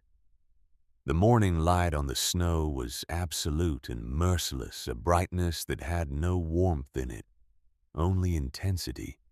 Marin drove the handle of the mattock down into the snow before each step in the open sections, gauging the depth and the solidity of what was beneath before committing her weight. She moved down the hill slowly and with complete attention, reading the buried terrain through the handle, the way Silas had taught her to read the grain of wood through the axe. Feeling for what was underneath the surface. The cold was the serious, purposeful cold of a storm that has finished its work and left the results for others to deal with. Her breath came in plumes that the still air held for a moment before dispersing. Her hands inside the gloves went numb before she reached the tree line, and then went past numb to a state she recognized as something she simply had to accept and work with, because stopping was not available as an option. She knew before she reached the farmhouse that something was wrong with it. The chimney was not smoking at all. She drove the mattock through the snow piled against the south door and cleared enough of it to get her hand to the wood, and she knocked. She waited. From inside, she heard the slow and muffled sound of someone moving who has been sitting very still for a very long time. The sound of a body reluctant to leave whatever warmth it has managed to find and hold. The door opened inward and away from her hand. Cordelia Voss stood in the gap. 3 blankets around her shoulders, her breath visible in the air inside her own house, which told Marin everything she needed to know about how the last 3 days had gone. On the other side of that door, Cordelia's face had shed its habitual architecture, the careful arrangement of features that communicated permanent judgment and self-possession. What was underneath it was older and more honest, a face that had spent 72 hours being afraid and had run out of the energy required to hide it. She looked at Marin without speaking for a moment. Her eyes moved across Marin's face with an expression that was not quite recognition and not quite its opposite. Something between them, the specific quality of a person seeing something they had decided not to see, suddenly and unavoidably visible. "Marin," she said. Just the name. Nothing attached to it. "I need you to come with me," Marin said. "Both of you. Right now." She pushed through into the house. The cold inside was not as severe as the cold outside, but it was the cold of a space that had been losing heat steadily for a very long time, a cold that had settled into the walls and the furniture and the floor, and was no longer a temporary condition but a fact of the room. The fireplace held a small heap of coals that had not been fed in hours. Beside the hearth, 3 chair legs were piled near the coal scuttle, the remains of what had been a Windsor chair that Marin recognized from the corner of the parlor, where she had spent 6 months eating meals at the edge of other people's conversations. Harlan was in the chair nearest the coals. He was sitting upright, which required effort she could see in his shoulders and his jaw. The effort of a man who has decided that certain postures are non-negotiable regardless of circumstances. He was wearing his coat over 2 sweaters, and his hands were wrapped in what appeared to be a pair of wool stockings pulled over his fingers. He looked up when Marin came through the door, and she saw in his face something she had never seen there before, and had not expected to see even now. He was frightened. Not of her. of what the last 3 days had shown him about the limits of what 30 years of competence and self-sufficiency could actually guarantee, of the specific, humbling arithmetic of a storm that does not care about what a man has built, or what he knows, or how long he has been doing this. "The chimney's blocked," he said. His voice was steady. He was working to keep it steady. "Drift on the roof. I tried to clear it from inside. Couldn't reach." "The wood is gone," Cordelia said from behind Marin. "We burned the last of the indoor stack yesterday afternoon. The outdoor pile is under 8 feet of snow and the door won't open enough to dig." Marin looked at Harlan. "Can you walk?" "I can walk." "Then we're going now.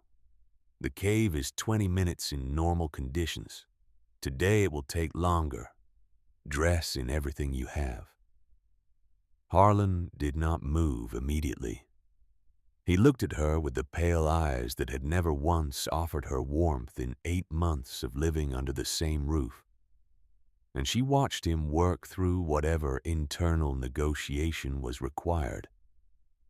She watched the thing that was pride or something older and more structural than pride, doing battle with the simple arithmetic of survival. She did not push him. She had learned enough about Harlan Voss to understand that pushing would cost more time than waiting, that a man of his particular construction needed the space to arrive at a decision himself, rather than be steered into it. Then he said it, formally, as though citing a clause in a document they had both agreed to.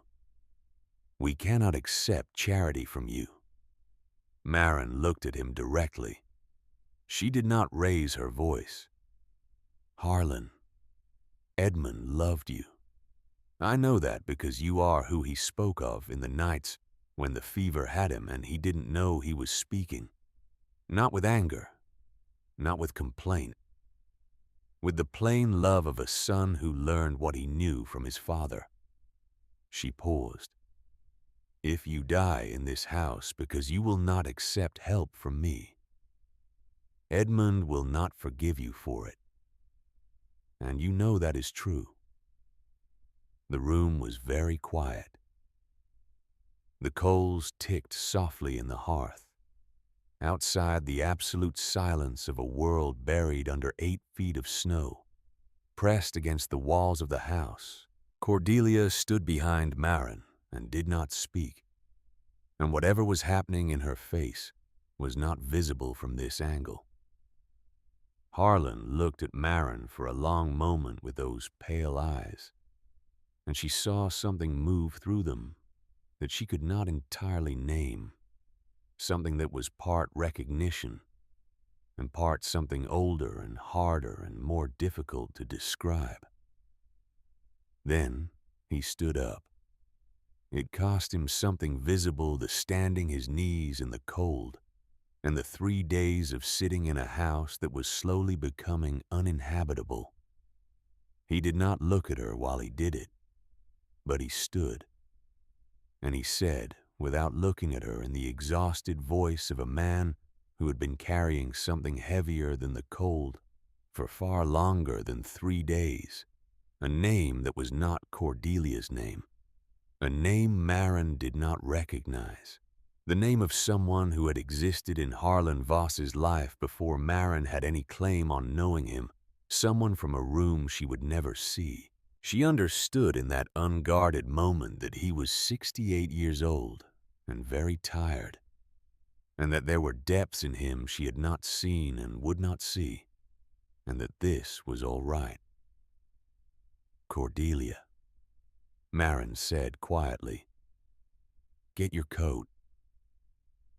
Cordelia was already getting it. The walk back up the hill took nearly 2 hours.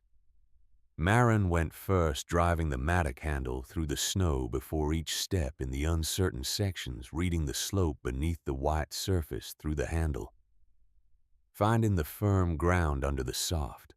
Harlan came behind her, and Cordelia behind him, one hand on his arm. not because she needed the support, but because she was providing it. And the three of them moved up the hill in a line through the cold, bright morning with no conversation, because all their breath was needed for the work of moving. At a particularly deep section in the open face of the hill, Marin paused and turned and took Harlan's other arm. And they moved through that section, with Marin on one side and Cordelia on the other. And nothing was said about it, because nothing needed to be said about it. When they came over the last rise, and the cave entrance appeared before them, the fire that Marin had banked before leaving still producing a thin thread of smoke from the hearthstones, and the wall standing solid and unchanged, as it had stood since October Harlan stopped. He stood in the snow and looked at what Marin had built. Not quickly, not with the evaluating glance of a man checking his assumptions. He looked at it the way a person looks at something that has required them to revise a belief they held for a long time slowly, and with a kind of attention that is also a form of admission. Then he stepped forward and put his hand on the log wall. Marin watched him feel the warmth that had collected in the wood, the residual heat from 3 days of banked fire radiating outward through the chinking into his palm. She watched his hand press flat against the logs and stay there. And she said nothing because some moments require no commentary. Cordelia walked past both of them and through the doorway. Marin heard her stop just inside. A silence that lasted perhaps 3 seconds, in which the warmth of the cave reached Cordelia Voss for the first time. And whatever it found in her when it arrived was not visible and was not spoken. But her hand went to the limestone wall, and it stayed there. "Come in," Marin said to Harlan. He came in. The cave was 60 degrees. Against the outside cold and the failing cold of the farmhouse, 60 degrees landed differently than it would have on an ordinary day. It was not the dramatic warmth of a roaring fire. It was something better. Something that did not diminish as you moved away from a single source that existed equally at the entrance and at the back wall and in the air above and against the floor below. It was the warmth of the earth itself accumulated in the stone over 3 days of careful tending, given back now without drama and without condition. Marin watched it reach them, watched their shoulders come down from around their ears, watched their breathing change from the shallow, economical breathing of people conserving heat to something slower and more complete, the breathing of people who have been given permission to stop managing.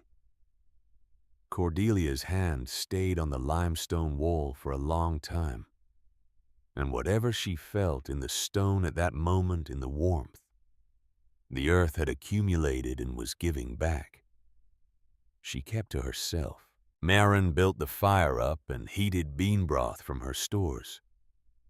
Dried beans she had put up in October, and reconstituted slowly over the past 2 days, seasoned with what the hillside had offered, before the cold took it.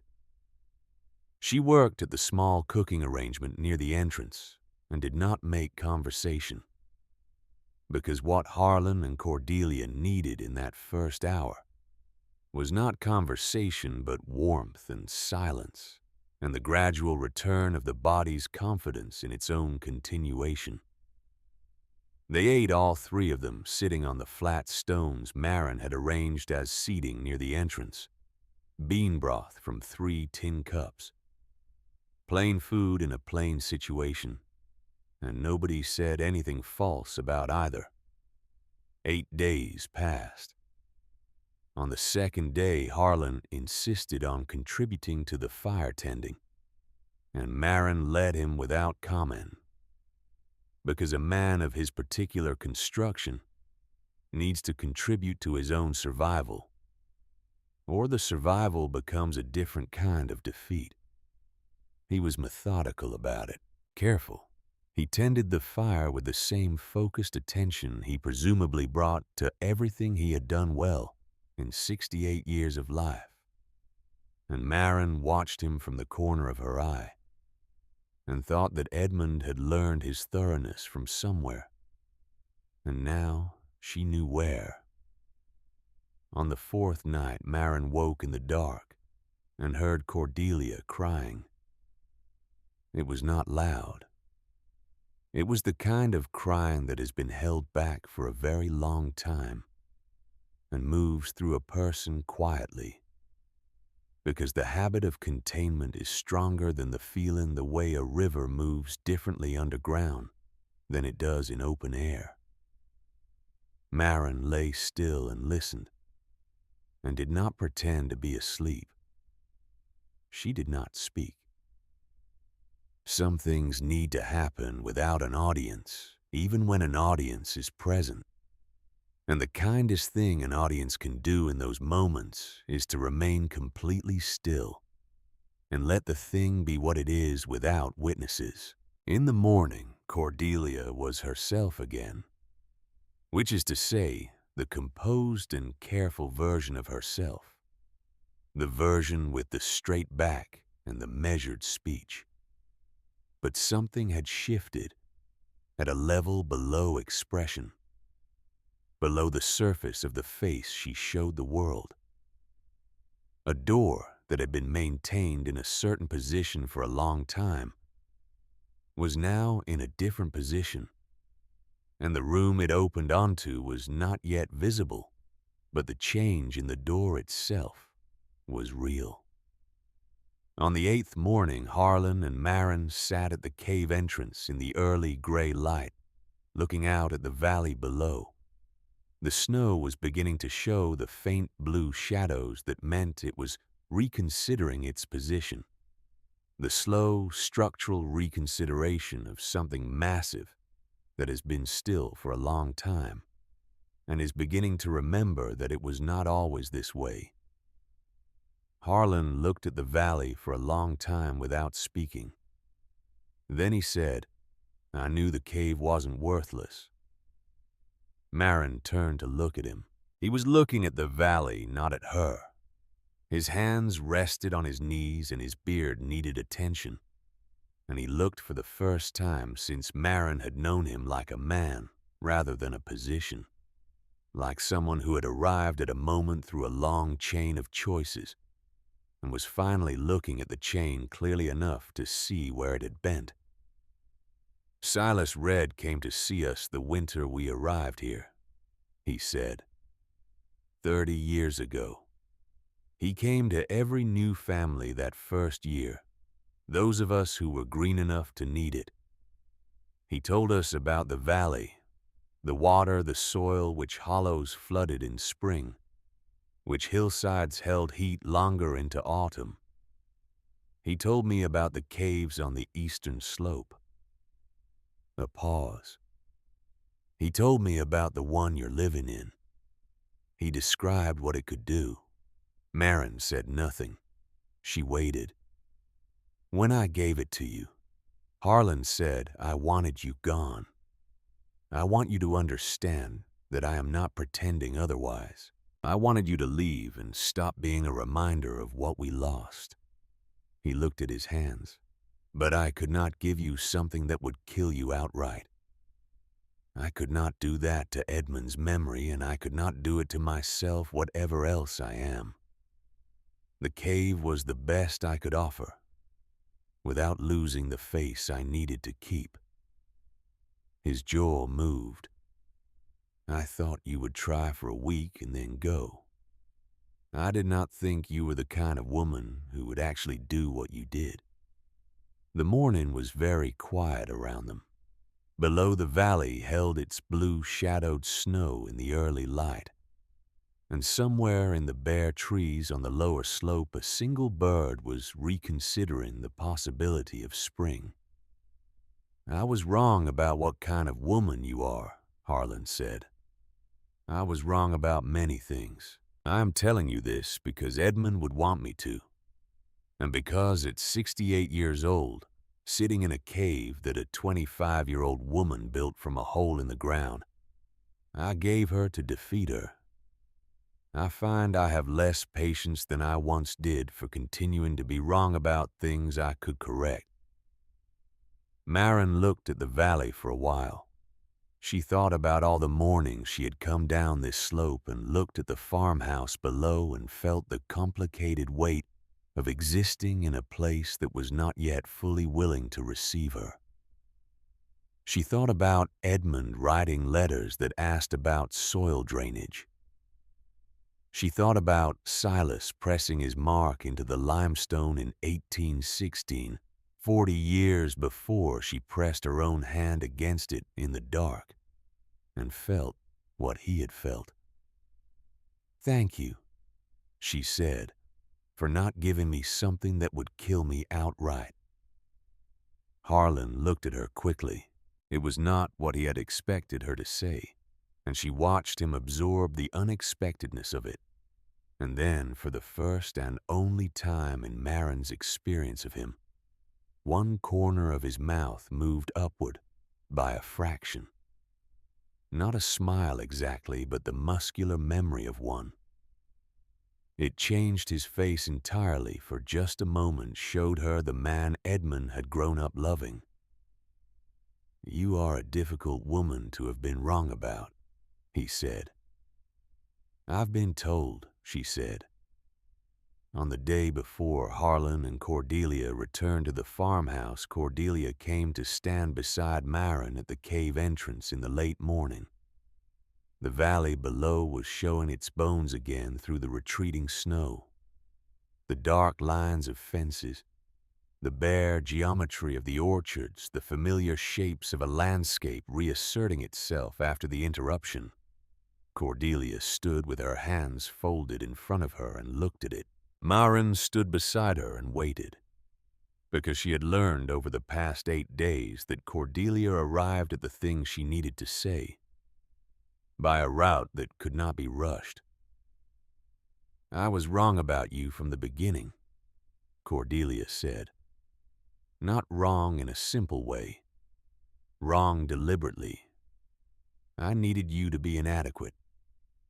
Because if you were adequate, I had to ask why I hadn't seen it sooner, and why Edmund had to die before I learned anything about the woman he chose." She stopped, breathed. "I gave you this cave because I wanted you to fail. I want you to know that I know that. I have known it for some time, and continued anyway. I'm not offering that as an excuse. I'm offering it as an accounting." She paused. "And I knew Edmund was ill before he wrote to you. I knew he had not told you. I could have told you myself when you arrived. I chose not to.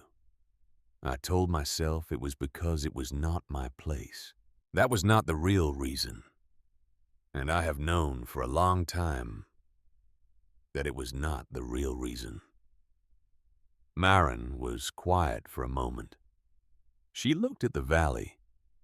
She thought about the north-facing room, about the carefully maintained distance at every meal, about Cordelia's tight expression when she thought no one was watching, which was not contempt, but something closer to the face a person makes when they are looking at evidence of their own failure. "I know," Marin said. "I know you know." Cordelia's voice had something in it that required effort to produce. "You saved the lives of 2 people who were unkind to you in every way they could manage. You did it without condition, without making us feel the weight of what we owed you while you were doing it." A pause. "Edmund would be proud of you. In the particular way he was proud of things quietly, and for a long time, without making a display of it." Marin felt something move in her chest. Not grief exactly, though grief was part of it. Something closer to the feeling of a door opening that you had stopped expecting to open. The particular quality of surprise that arrives when something you had written off as permanently closed turns out to have been only latched. Edmund would be proud of you too, Marin said, for coming here, for staying, for saying this. Cordelia looked at her. For the first time, the look was direct and unguarded, without the filtering mechanism that had been in place since the dock in Philadelphia, when two women who loved the same man had met each other across his absence before they had ever met across a table.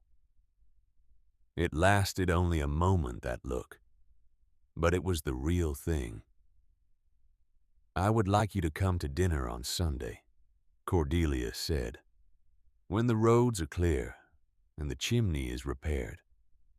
I would like you to come and sit at the table properly." A pause that contained everything she was still working out how to say. "As family." "I'll come," Marin said. 2 days later, when the valley roads were passable for a determined person, Reverend Crane came up the hill.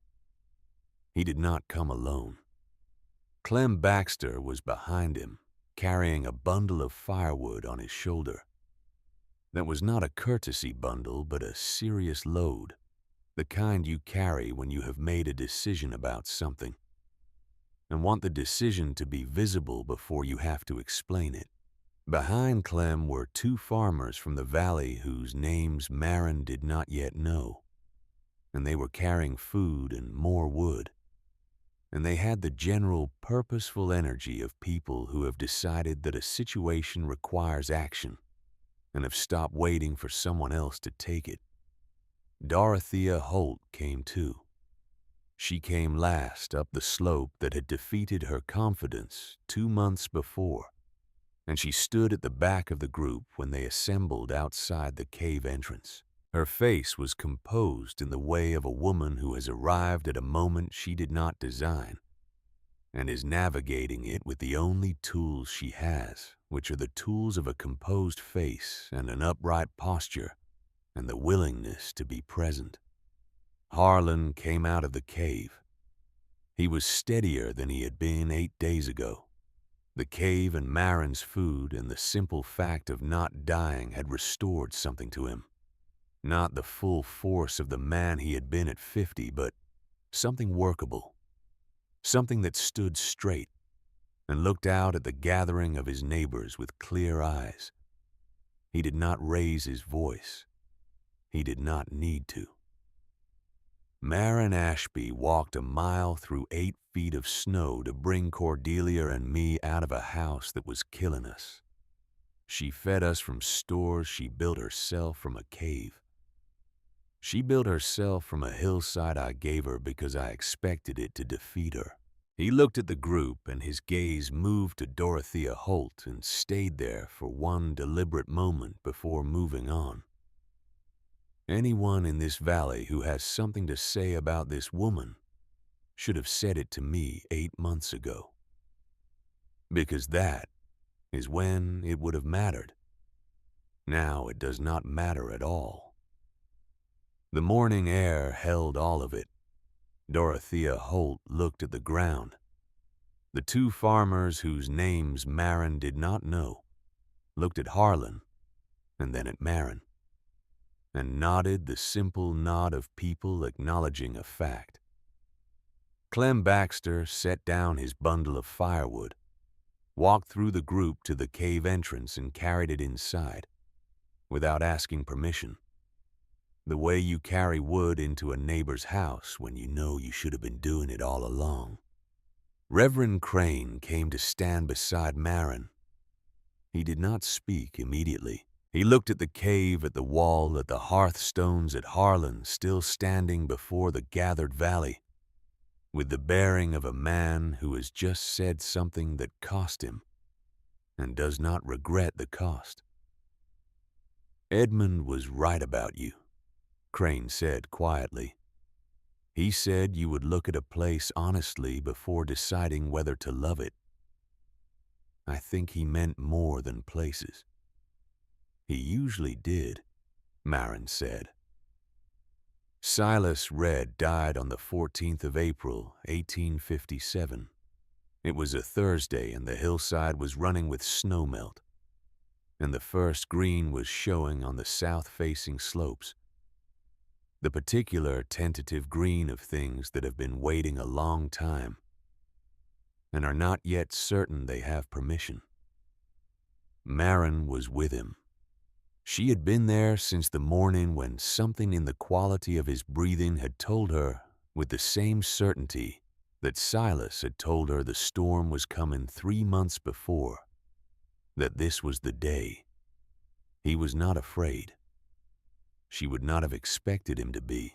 He was 83 years old, and he had made his arrangements with mortality decades ago, the way a practical man makes arrangements with a creditor he cannot avoid. He had acknowledged the debt and planned for the settlement without letting it ruin the intervening time. In the morning, he talked about the cave, about the hillside, about specific things. The plant on the north wall of the outcropping above the garden that produced seed pods in August that could be dried for winter cooking. The spring below the cabin which ran clear and cold and had never failed in 60 years of his observation. The way the east-facing slope held moisture later into the summer than any other section of the hillside. Small, specific, useful knowledge offered with the focused attention of a man who is working through a list he has been keeping for a long time and wants to be certain he reaches the end of it. Marin listened and kept everything in the place her father had taught her to keep things that mattered. In the early afternoon, he was quiet, and she sat beside him with her hand on his and listened to his breathing slow, in the way that breathing slows when the body is arriving at a conclusion it has been working toward for a long time. The April light came through the small cabin window at an angle that caught the dust in the air and made it visible, thousands of small particular things floating in the light that were always there and usually invisible. He died in the mid-afternoon. Marin sat with him for a while after the way she had learned to do. She had done this before with Edmund, and she knew that there is a period immediately following a death when the room still holds the shape of the person in it, when the air carries some quality of recent presence that deserves to be honored, rather than hurried through. She honored it. She buried him beside the cabin herself in the earth. He had spent 60 years learning to read.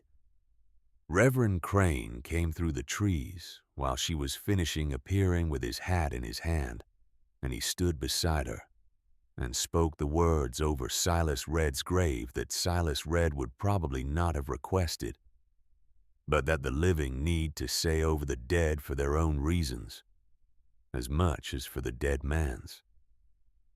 The gravestone Marin set at the head of the grave was flat and large, and she had spent 2 evenings with a borrowed chisel deciding what to put on it.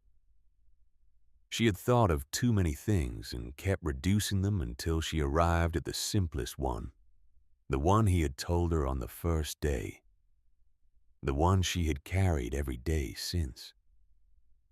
He taught me that the earth does not care what the weather does above. She stood at the grave for a long moment with Crane beside her, and the April hillside running green around them. And she thought about the shape of a life that had ended here. A man who had come to Pennsylvania from somewhere in the Carolinas with nothing but his hands, who had survived a winter in a cave, who had lost a daughter and turned the grief into a map and buried the map in the ground for whoever came after him, who had lived 83 years in these mountains with the landscape as his teacher, and had passed what he learned to her on 37 mornings of shared work before the accounting came due. He had waited 36 years for the right person to find what he had prepared. He had lived long enough to watch her use it. That seemed to her like a life that had accomplished what it set out to do. She lived in the cave for 3 more years. Not because she had no other options, and not because she was hiding from anything, but because the cave had become through her own work and her own learning, and the education Silas had given her, the place where she understood herself most clearly. You do not leave a place like that until you are certain you will carry it with you. She was not yet certain. Harlan Voss began coming up the hill in the spring of 1858. Not regularly, not with announced purpose, but occasionally on Sunday afternoons, when the farm work allowed it, appearing at the cave entrance with something practical in his hands: a length of rope, a spare axe handle, a jar of the beeswax that Cordelia made from their hives. He would deliver whatever he had brought, look around at the cave and the garden and the orderly evidence of Marin's continued competence, and then go back down the hill. He never stayed long, but he kept coming. Marin eventually understood that this was his version of the Sunday dinners at the farmhouse where Cordelia had made a place for her at the table and filled it with conversation and the small particulars of daily life that accumulated over time into something resembling family. Harlan could not do it at a table. He could do it on a hillside with a jar of beeswax and 15 minutes of mostly silent company. And Marin accepted this as the form it was gonna take and was grateful for it.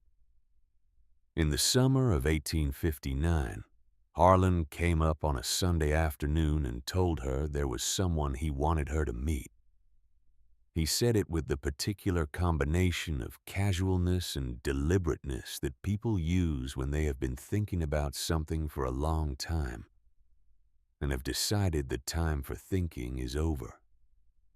Fletcher Greer was 40 years old, a widower with 3 children and a farm on the north side of the valley that he had worked alone for 2 years since his wife died in childbirth.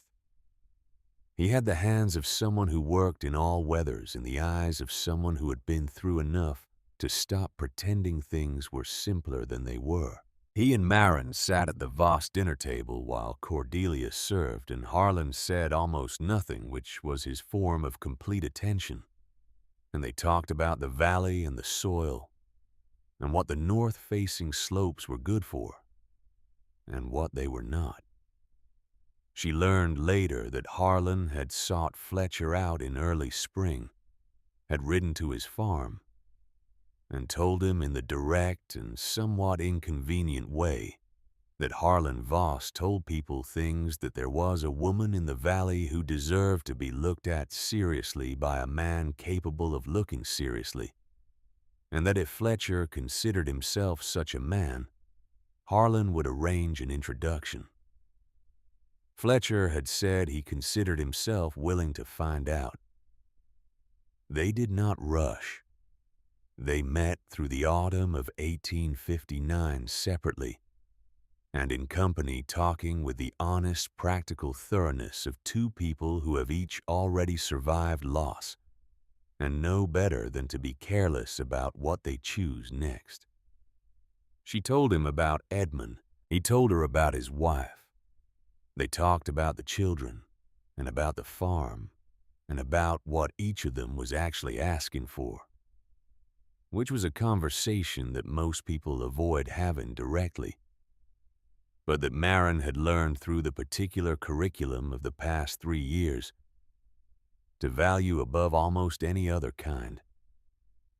They married in the spring of 1860. She moved into his farmhouse with the 3 children who were wary of her at first, the way children are wary of disruption to arrangements they have made their peace with. And she gave them time and did not force anything. She showed them the same attention her father had shown her, practical and consistent. and embedded in the small daily exchanges, rather than announced in large ceremonial ones. By the following winter, they were hers, in the way that children become yours, not through biology, but through accumulated mornings. She kept the cave. Fletcher understood this without requiring an explanation, which told Marin something important about him. She used it for root storage, and for shelter during bad storms, and for the particular quality of silence it offered in the busy life of a farm, with 3 children and a husband, and all the continuous demands of a world that does not pause. She brought the children up to it on Saturday mornings, and she showed them the hearthstones and the wall and the carved inscription deep in the limestone. SR 1816. She told them the story the way stories are meant to be told, not as history, but as something still alive, still asking something of the people who hear it. Harlan Voss died in December of 1862, peacefully, in the house he had built 30 years before, with Cordelia beside him and Marin in the room. He had been declining since the previous spring slowly, and with the same stubborn dignity he brought to everything. On his last clear day, he asked Marin to sit beside him, and she did, and he looked at her for a while without speaking in the way of people who have moved past the point where speech is the primary mode of communication. "The cave," he said finally. "I'll keep it," she said. "I promised you." He nodded. Then he said, "Not just the land, the story. The story is the part that matters." She looked at him for a moment, at the pale blue eyes that had once been flat and certain, and were now simply tired and honest, and she thought about everything that had passed between them, and everything that had not needed to be said. "I know," she said. "I'll keep both." For the first and last time, he reached out and pressed her hand once briefly, and then let it go. She kept both. The land passed to the next generation, and the generation after that, used as a root cellar and a storm shelter and an emergency refuge through 4 generations of Voss and Greer descendants who did not always know why they kept it, but felt in the vague way that inherited things are felt that letting it go would be losing something they could not replace. The entrance collapsed in 1923, a small landslide following 3 days of spring rain, and no one cleared it because by then, the particular knowledge of what the cave had done and why it mattered had thinned through 4 generations of retelling into something warmer and less specific than what had actually happened. The details had softened. The weight had redistributed. What remained was the shape of the thing, not the thing itself. But the actual thing did happen. A 25-year-old woman from Yorkshire stood at the mouth of a cave in October of 1856 with a cooking pot and a bundle of clothes, and pressed her hand against the limestone and felt what the earth was offering and decided it was enough to work with.